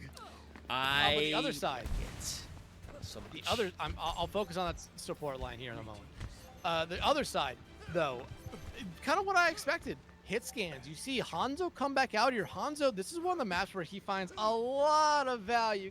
Long, straight lines, man, for this card to be pushed. The Dragon Strike finds so much, just in general. Hit scans find so much because of those long, straight lines. Lich, I think the FAR really did work out for them, even though it struggled a little bit on the first map. I think this is going to be a much better map for it, especially when you look at the other side. I mean, you're going to have to deal with a Hanzo and a Mei, but Bingus on the Mei on attack. I love that kind of play style. No, I love it 100% too. Here, I'll see how the FAR ends up working. I love the Mei, though, coming in here for Bingus. We've seen Mei get a lot of value here in the past. Normally gets paired up with the Ramatra, but I think with the Sigma, it can work beautifully as well. And this is going to be a big map in terms of advantage when it comes to that 4th map and how selections could go down. But either way, Lich still hanging around over on that FAR. Has to play a little bit carefully. But, Dirt might be the same department as Winter ends up getting traded out as well. But to be fair, I'd be willing to lose one of my DPS if I got rid of the enemy tank. Yeah, especially on this map, and especially where the cart is, you love that. The tank has to be the one in space here, unless you're able to find a lucky headshot, which Snow almost did there. And I like that Nightmare rotation is not necessarily just falling back. They're keeping the space. They're keeping Kintsugi really, really honest right now. No, 100% they are in this scenario, and I'm liking the way this is going out the gate, but still, only a minute has gone by. You're coming around the final corner of this first point, and you're already going to have to start worrying about ultimates, and it's in a weird situation because now you have a Strider who's realistically the closest to getting anything online. Snow might not be too far behind. The fact is that Strider, though, is being pushed back heavily. Eventually, needs to be given an immortality field just to stay up. April is so desperately close, and this is potentially a question of who gets their ults online first. Yeah, it's going to be that case. April's going to have the Amateurs here early on, which should just buy them a lot of space here, especially that Nightmare rotation. Gave them the time to get set up, and now more ultimates online. Yeah, Dragon thrown in. Strider has to go play off, is getting frozen around a little bit here. Flux thrown out. It's going to catch onto 2 different bodies. Unfortunately, neither are going to drop as a result. Winter, though, does get rid of Snow, and now Dirt going to be pulled back as you're going to keep seeing a push come through here, but you have to keep playing carefully because if Strider goes any further forward, they might get walled. Yeah, which is the one thing you have to worry about here. Like you said, it's just it's a very considered thing you have to be considerate of here. And this is why I like the mate on the offensive side. While really good on the defensive side, that right there is the scary thing. Dragons, though, out here from Winter, finding Bandit. No trees right now, Hunter. Ooh. Yeah, I'm liking it. I'm liking the way things are going right now. You still have some good ultimates. The problem is, it's going to be really weird for Lich to use this barrage. In fact, you might be recommended against it. Lich does have the second level going, though, so probably selected the ability to move during the ult. Yeah, but, I mean, you look at Nightmare rotation. Yep. I mean, Snow now going over to the Freya. I like this here for them. I think Freya's still a little bit better than Hanzo at the moment. Dragon Strike, though, found its value there from Winter, so hey, not going to stop them there, but I love this. Flux coming out, that transcends there. Not going to do much. Ultimates galore, Hunter. Ooh, yeah, Lich gets rid of one, an important one at that. As you're trying to stand around, but Lau ready to go. See a little bit of separation. So low is Lich not able to finish it off, and Dirt has gotten rid of 2 more. Lich, the only person remaining, and they are in what we like to call no man's land. As unfortunately, runs right into Snow as first point is going to be captured here. As it takes using, quite a lot. But to be fair, you got a lot out of Kintsugi as well. Yeah, absolutely. But you'll gladly take that. Almost getting right there. But hey, Mercy? Okay, you got a Mercy. Never mind. Yari. But no, that's exactly what you wanted there. Yeah, you got rid of a lot of ultimates, but at the same time, it's perfectly fine. I mean, that Orbital Ray, we don't see Juno that much anymore, but Orbital Ray is still strong. And just because Juno's kind of fallen out of favor doesn't mean that Orbital Ray has gotten weaker. 100%, and now Bolo Shot got thrown out. Winter gets caught up in it, and that is kind of devastating if you're Kintsugi. And now Strider has to try to pop off. It's going to catch on to one singular person. It's not going to be a kill, though, and in fact, Lynch is going to go down. And now that means Strider has to go and die on this point and set up for one final fight. I mean, if they stall out long enough, it could really work, but losing Hutch right there, that's one of those moments where you just need Hutch to kind of back out so they could quickly regroup here. Without having a Blizzard, and, well, they're just going to go over to the Venture instead, try to get a little bit more of a better stall hero out here. April does have damage in the Wrecking Ball. Hunter, they're really trying to get back out here to stall out Vingus, though. This might be an opportunity where you see Wall come out, followed up by Blizzard. A moment too late, though, as the Venture able to sneak through. Yeah, now here comes that freeze. Everybody separated, but everybody alive. Strider has to be the person staying on the point, though. It's going to get rocked away. And now all you can do is throw bodies on the point. Lich is able to settle the score for a little while as Winter gets rid of Snow. Not over quite yet. This could still go any way, but the problem is Lich is still having to be the touch. April still throw their body on the point. Winter there as well. It's very back and forth. The problem is that pylon healing from above is killing them. And Winter, holy crap. All right, buddy, I'm not trying to doubt you. Strider makes it back over to the point as well on the ball. Need to get rid of Bingus. They're sitting at 1, and it looks like potentially, I think Itsugi has stabilized. Yeah, they're going to be able to stabilize here. Dirt just need to back up here, regroup with their team, and honestly, they're going to get some help there from Strider. Wow. Just knocking them over that barrier. A minute left to go here now, but you look at what Nightmare rotation has here. Orbital, Captain Sun, Bullet Shot, not that far away from another Blizzard. The only thing you have right now on the other side is a Deadeye. Yeah, you're not that far away from Mines and Satanic Shock, but you want to get going now if you're rotation, but you have to deal with the Deadeye first.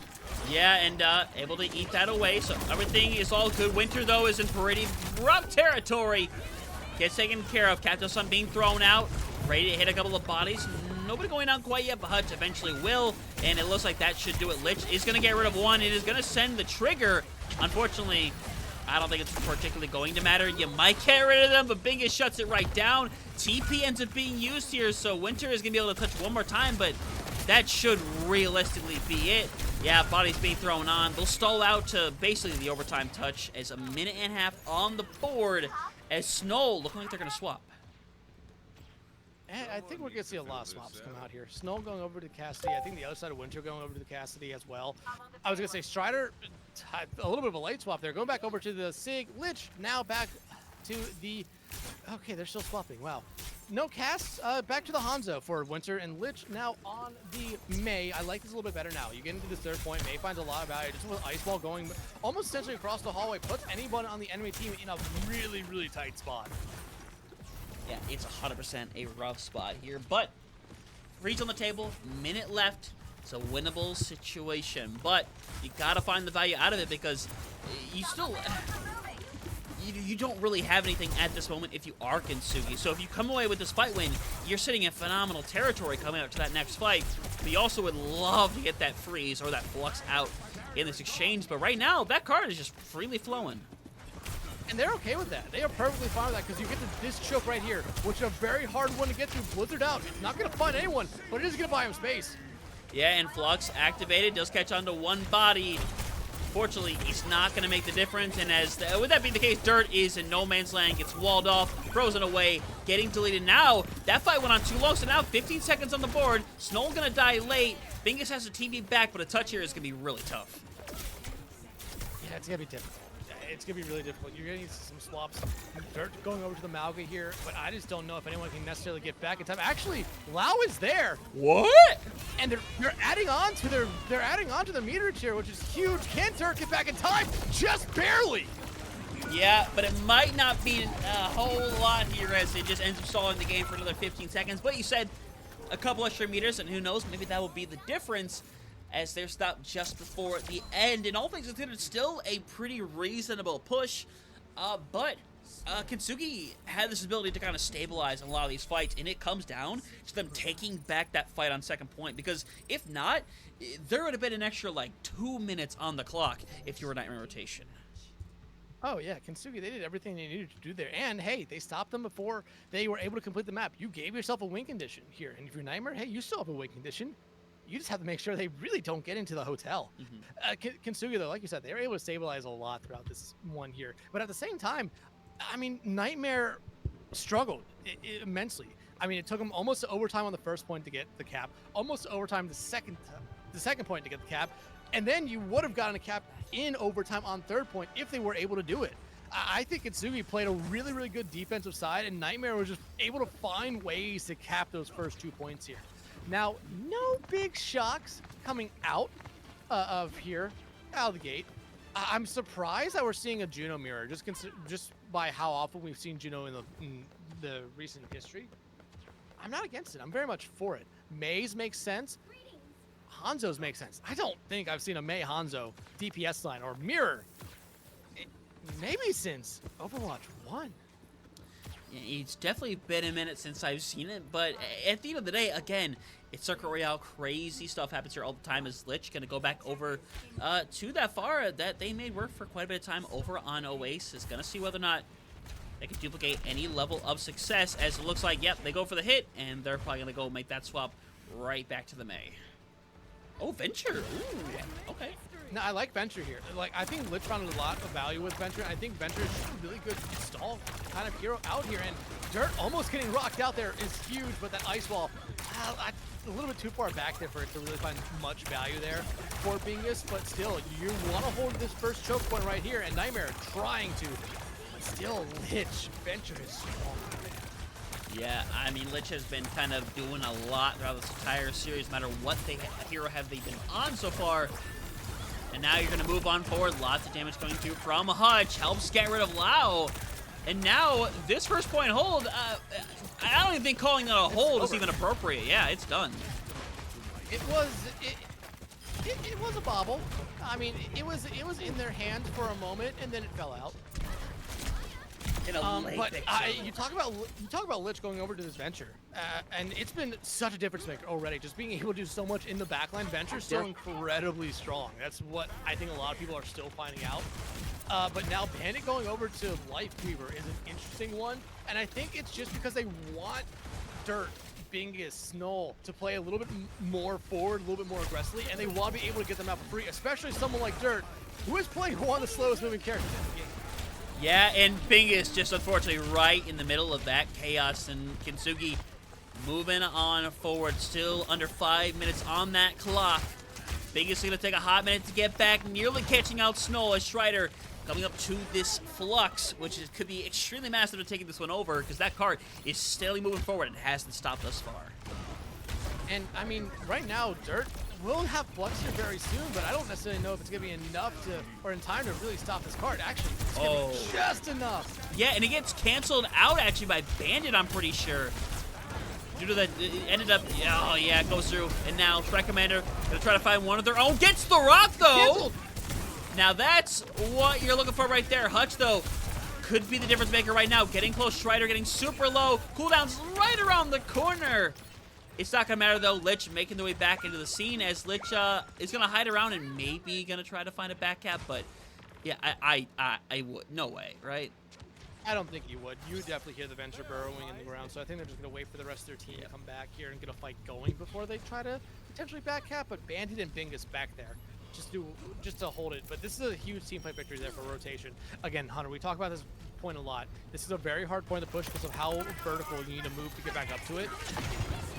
Yeah. Ooh, nice ice wall. Yeah, tree getting brought out. Little extra sustain. That tree, though, is being deleted very quickly. Deforestation going on here for Kintsugi as they are going to have, oh, here we go, going in, trying to activate, trying to take advantage of this. Dragon being thrown in as well to the backside. Winter gets taken out. Strider has so little care sitting by as Bingus is also going to try to find the freeze, and inevitably it's going to go their way.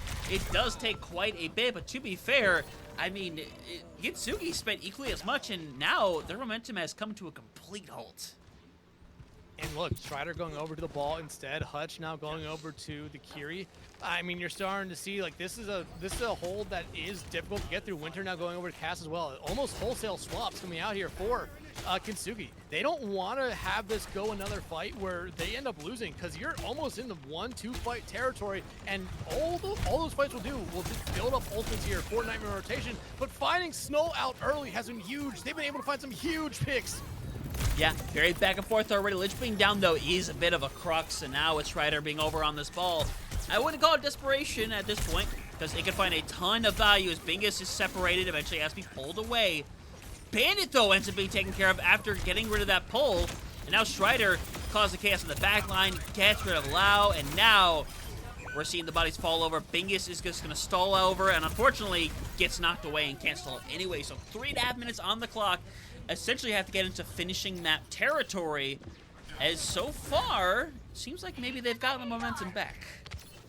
Hey, they got the momentum back. Strider sitting on the ball, I think, is a smart thing here. And at least until you get mined, then maybe swap back over to the you know what? No, if you continue to find picks, yeah, stay on the ball.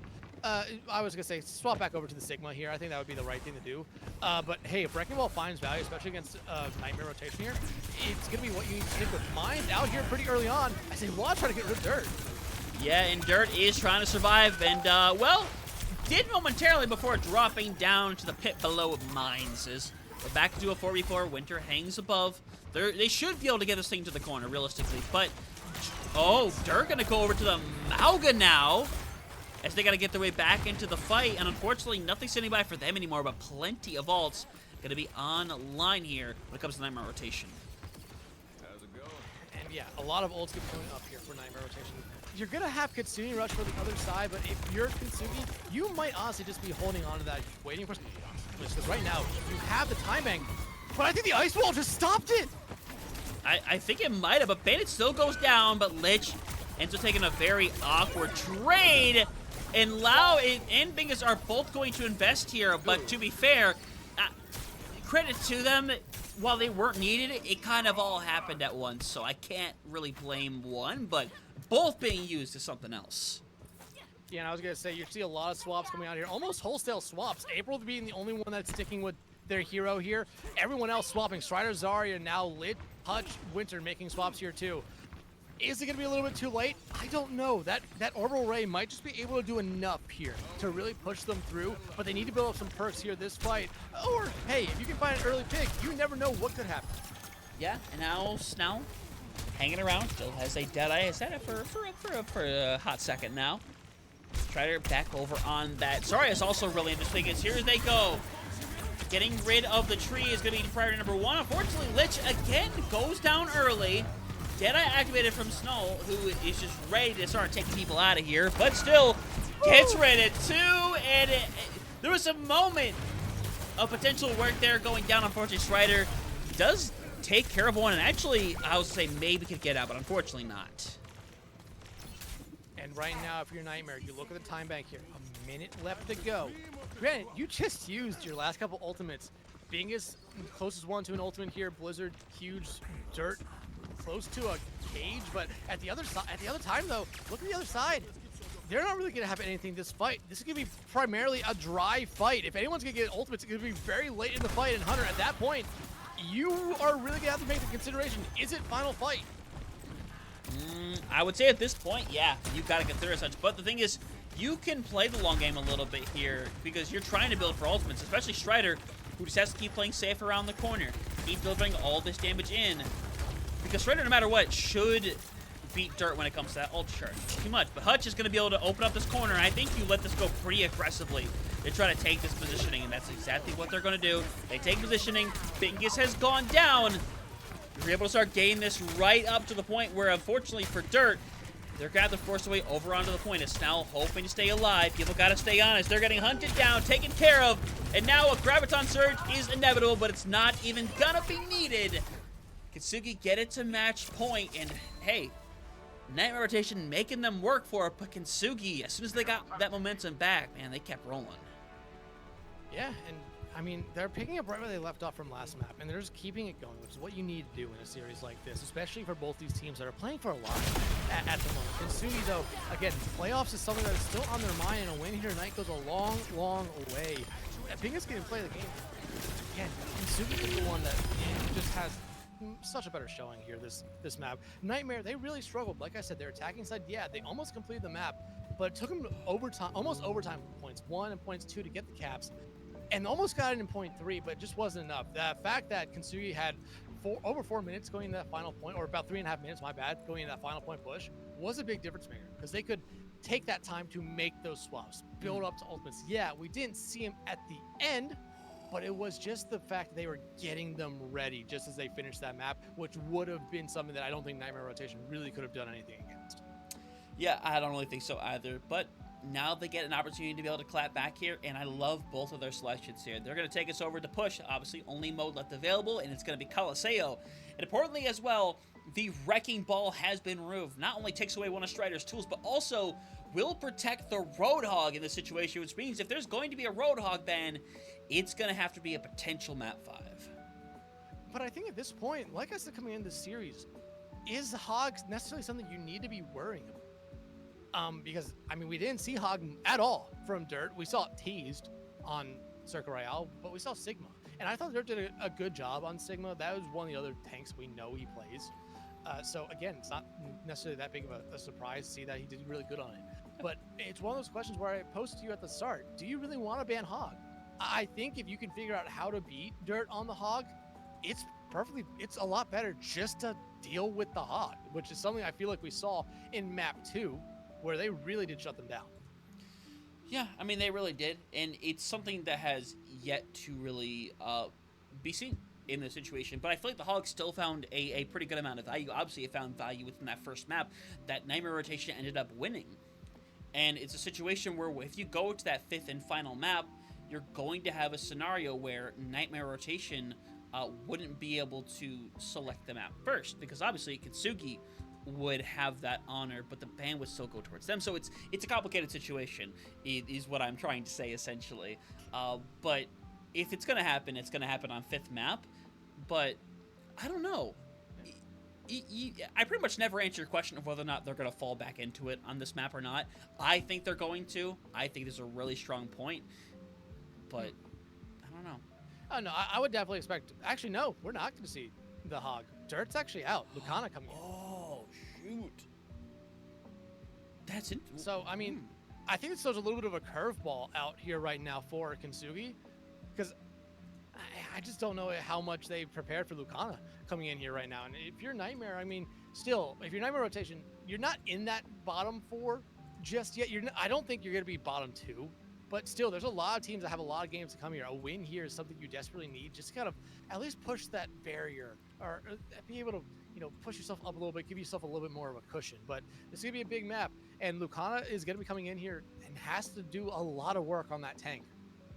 Yeah, he's going to have to do a lot. Has to be able to clutch this up, pull this one back, as we're just waiting for a couple of bodies to make their way in over on the side of Kensuke. Make sure you got everybody together, because obviously, match point for y'all. It is a much-needed win, but while we're taking a minute here and figuring that out, we can talk about a couple of games that have already passed through. What in God's creation? First of all, Hive Mind gets a 3-0 for Amplify, much needed, and it puts even more pressure here on Kensuke as we speak.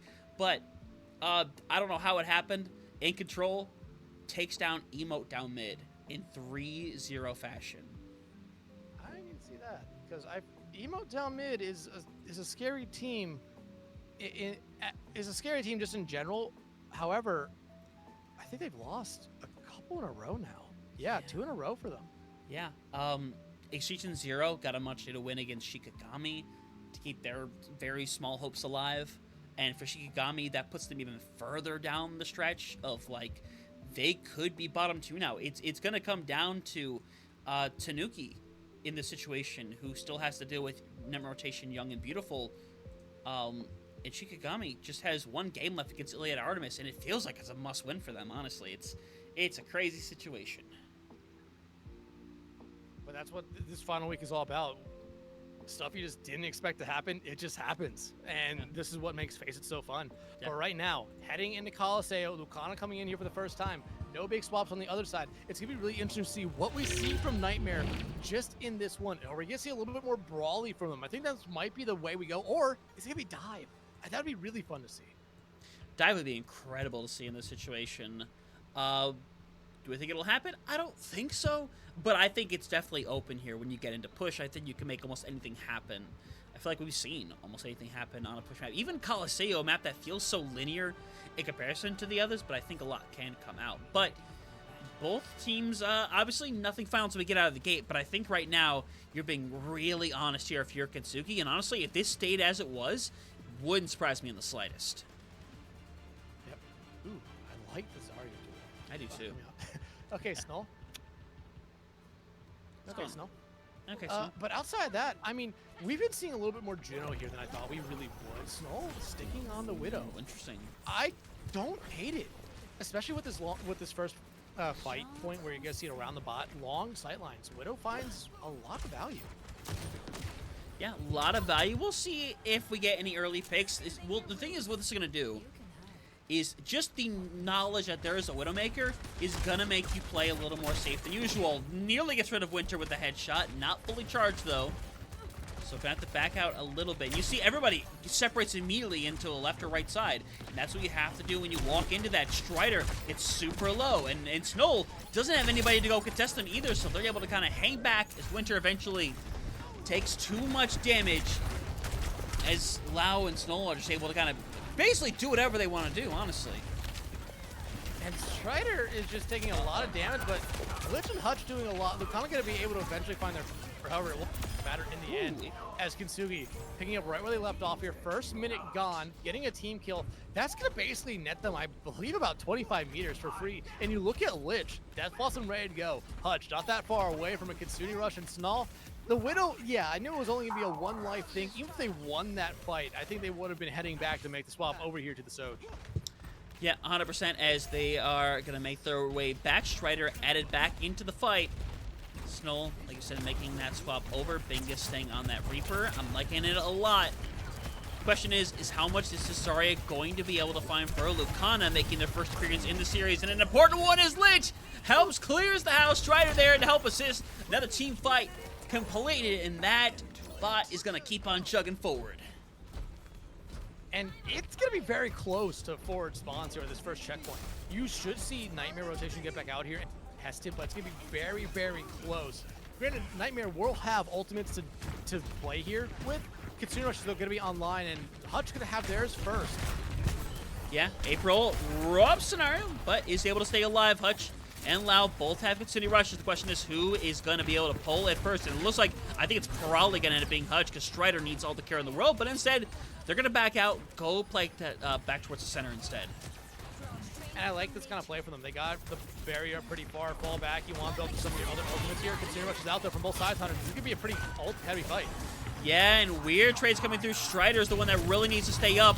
And Grab ends up coming through. Strider gets taken care of. Winter hanging around in there. Unfortunately, Lich is the only one remaining. Is going to be able to hang around a little bit still, but unfortunately a 2v1 means their days should be numbered as they're going to get chased a little bit as Lich, unfortunately, gets burnt away.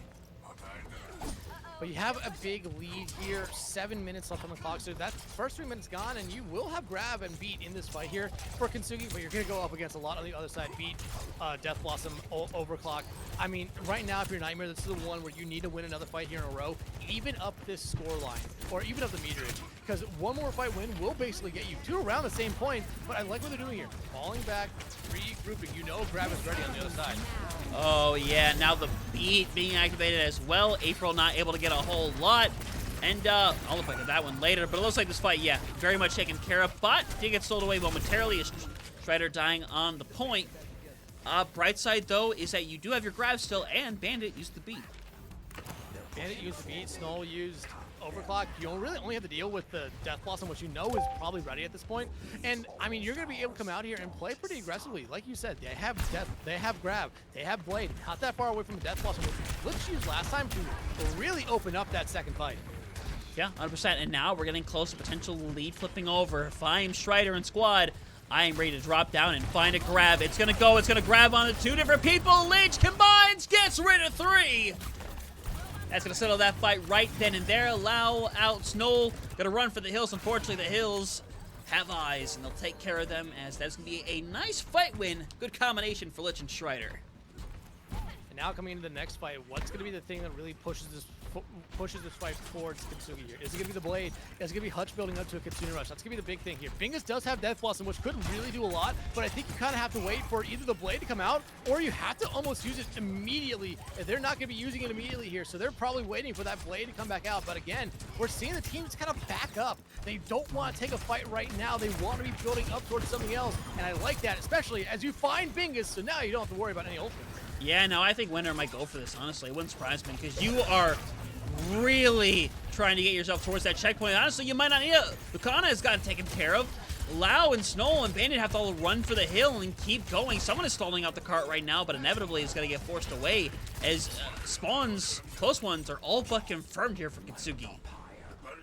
There is the checkpoint, and without using ultimate, that's huge. Well, there's the checkpoint for Kintsugi. Without using ultimate is huge for them.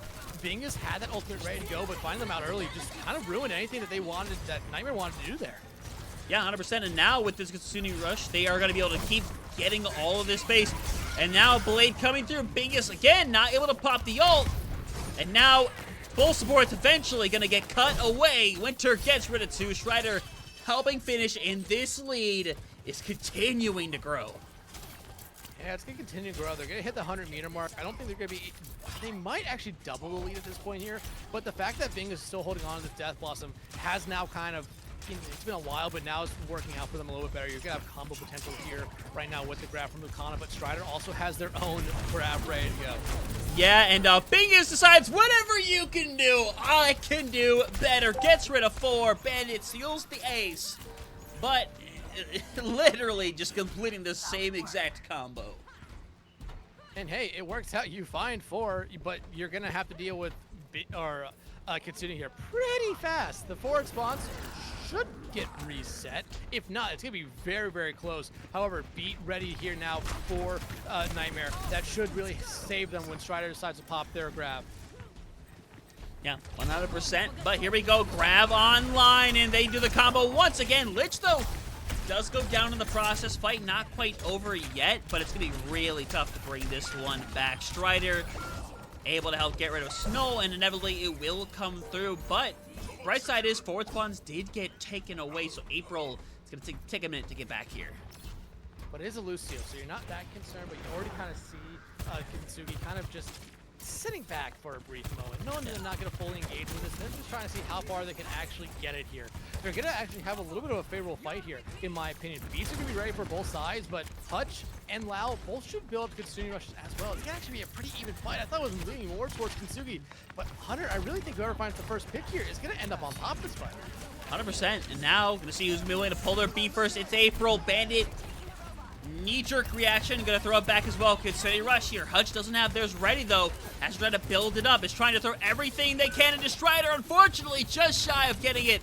And now I think you might just have to go die on this point. Surrender the fight. April gets rid of one. Unfortunately, not gonna be enough here as they'll simply take their deaths on the point. As inevitably, that rotation gonna make it through. Gonna be able to reset. But now ultimates, for the most part, clear off the table. It's so close for Nightmare. They're not going to be able to get these forward spawns here. And like you said, Ultimates have basically reset. However, Hutch Winter going to have that combo potential right there. I just don't think that we're going to see it be combo. Right now, though, if you're Kintsugi, I think you want to deny the forward spawn down here, man. You're going to be able to do that. Kintsugi Rush already out here. Yeah, and Winter wants to start cutting through some bodies and got yourself in a decent scenario. And to be fair, you pretty much soloed around the supports, separated them from the tank and the DPS, and inevitably that team just falls apart. And now, able to push back towards that center, and that grab combo is not too far out for both teams, honestly. Yeah, but 190 seconds left to go. Still 50 meters that Nightmare has to get through, and they have to get the forward spawn. That's the biggest thing here. It's still a little bit of an uphill battle, and we talk about this a lot on push maps. 50-50 fights. Yeah, this isn't Runasapi, but this is still a map where 50-50 fights are a big thing. No, they're a massive thing, especially on a map type like push. But we go into this, Lucana right around the corner from this grab, 91% and counting, has all of the charge available, and now just needs to make it happen. Strider is there as well, and it might be a question of who gets it online first, but Snow has decided, hey, I'm here too. I want to be able to pop off. Got rid of one, gets rid of a second, and now this fight likely shut down. Winter does get rid of two, though, as they're trying to have a big moment. Unfortunately, will eventually be taken out, but that might buy enough time for Lich and April to touch. They're just gonna miss out on forward spawns. That's the big thing there, and you can't swap spawns to get up to your new ones here. 30 seconds remaining, and look what this does here to Nightmare. They just have to fall back. They have to fall back. It's almost a situation where if I'm Kintsugi, I might not be moving this barrier, moving the spot, because Nightmare completely disengaged. Whoa, and it's gonna be the double grab, and Lucana's got rid of Lich, gets rid of a second, and now this could be the death toll right here. Winter helping clear around. It's just Bandit and Snow. One more touch comes through, but inevitably they're both to be cleared out. Kintsugi is going to make this a 3-1 victory, trying to keep fate within their hands. And for Nightmare rotation, the prospect of bottom four looks scarier. Especially with some other results here tonight, as I'm trying to just standings overall. But again, Nightmare rotation, this was a good series for them, but it just seemed like Kintsugi, after they kind of figured out Dirt on the Hog, and then you got Dirt over on the Sigma, you just weren't able to really do much. And one thing that we really didn't talk about was the fact that Snow and Bingus on map 1 were difference makers. They were huge difference makers, and they were still really good as the series went on, but you started to see that DPS line for Kintsugi really pick it up as well, and the tank play from Strider, it was excellent tonight here, Hunter. Oh no, it was perfect. Being able to kind of flex between a lot of these tanks as well, I think did a fantastic job throughout the entirety of it. When it comes to like more of what we got to see, I think both support lineups honestly also deserve their own fair level of props. I mean, going into a game like that, where I think it is extremely important to have that level of flexibility, I think we saw that from all four of them here. In a scenario where we kind of saw everything come out between the BAP to the Iliari to the Lifeweaver, where I think everything got effective value to some degree, and I think the Iliari and the Lifeweaver were big parts for their respective squads on that second point hold, where it felt like, hey, maybe they're going to be taken out, but I forget who was specifically on the Lifeweaver, but they canceled out that Sigma ult. That Flux did nothing because that pedal was thrown down perfectly. Yeah, and hey, Lifeweaver doesn't get a lot of play. So when that comes out, it's really good. I believe it was Bandit. I think it was, yeah. But hey, right now, if you look at the standings, a lot of games still left to be played. Nightmare is currently sitting in that 4th spot when it comes to the bottom 4. They only have one more game though. That's the big thing. That is the really big thing. Well, you have a lot of teams around them who still have multiple games to go. So Nightmare Rotation's next game becomes their biggest one of the season. A win basically should keep them in, or at least make it to a point where they should feel comfortable-ish, at least. But you have Tanuki, who has 3 more games. Shikigami, 3 wins, only has 1 more game. But In Control and Amplify, 4 wins right there. In Control, they're finding something right now. 2 huge wins this week. They still have a couple more games left to go as well, so they have a lot of opportunities here. But Kintsugi, a victory here tonight goes a long way, especially with with Emote down mid losing. Hive Mind is still playing good. They have 1 more game to go, though. A loss there. I believe Hive Mind, actually no, Hive Mind plays, I think, In Control last. Which, should have been a win, but now In Control's won a couple straight. Now they are, if they get another win, they might be out of bottom 4 territory entirely. They felt like they were a cinch a week ago, and now Anomaly is the team that is a cinch at this point, because now they are 1-11. They are facing up against Tanuki Tapir right now, which is an important game. It's extremely important, and it's important for all those teams that are at the bottom, like 5 and 6, because you honestly, you kind of want Tanuki to lose, though. If you're Shikigami, that's what you really want. You want Tanuki to lose if you're Shikigami, if you're Nightmare, if you're In Control. That's just the case right now. You're hoping for a huge upset right there from Anomaly. Yeah. But still, there's a lot of games left to be played this week. It's going to be really, really interesting, not only to watch the playoff battle, but to watch this bottom 4, because you're really starting to see it here that a lot of these teams are really, really trying to play their best right now because they want to stay in Masters. Yeah, they really want to. And I'm excited to see what the case is going to be here. Obviously, it's been really exciting throughout the entirety of the season, seeing all these teams kind of develop over time. But as things are right here, it feels like it could go quite a few different ways. I feel like for the most part, we seem solidified on the top 8 right now. Obviously, the 2 wild cards in the situation, actually, well, technically 3. I guess you could say Emote down mid is still a wild card. Young and Beautiful is 8 and 4 right now. They could still technically lose out their last 3. Iliad Artemis and Hive Mind also only have 8 wins, and a couple of losses could hurt them. And that's the reason why Kintsugi and Extinction Zero are still technically able to win and get through. Amplify is technically in the same exact boat right now. It's gonna take a lot, but it's possible for a reason, and we are seeing crazy stuff happen with teams like In Control. So at this point, I'm gonna leave it open to that possibility. Yeah, hey, this last week always chaotic, especially with a lot of teams playing a lot of games. Fatigue does happen, and we're definitely seeing that already, Hunter. But hey, it's gonna be a wild couple days. Yep, 100%. But make sure to come back around tomorrow as more FACEIT going on. We got Boop Troop taking on Iliad Artemis. For Boop Troop, it is trying to cement themselves further into a great playoff spot, looking for seeding at that point. For Iliad Artemis, a win, and they are in. They'll be locked into the playoffs. A loss, though, puts them in a bit of a tricky situation where they have to deal with Shikigami directly afterwards, a Shikigami team that is desperately trying to stay out of bottom 2. What's going to happen there? Well, you're going to have to find out when we come back tomorrow for some more FACEIT League action. See you then.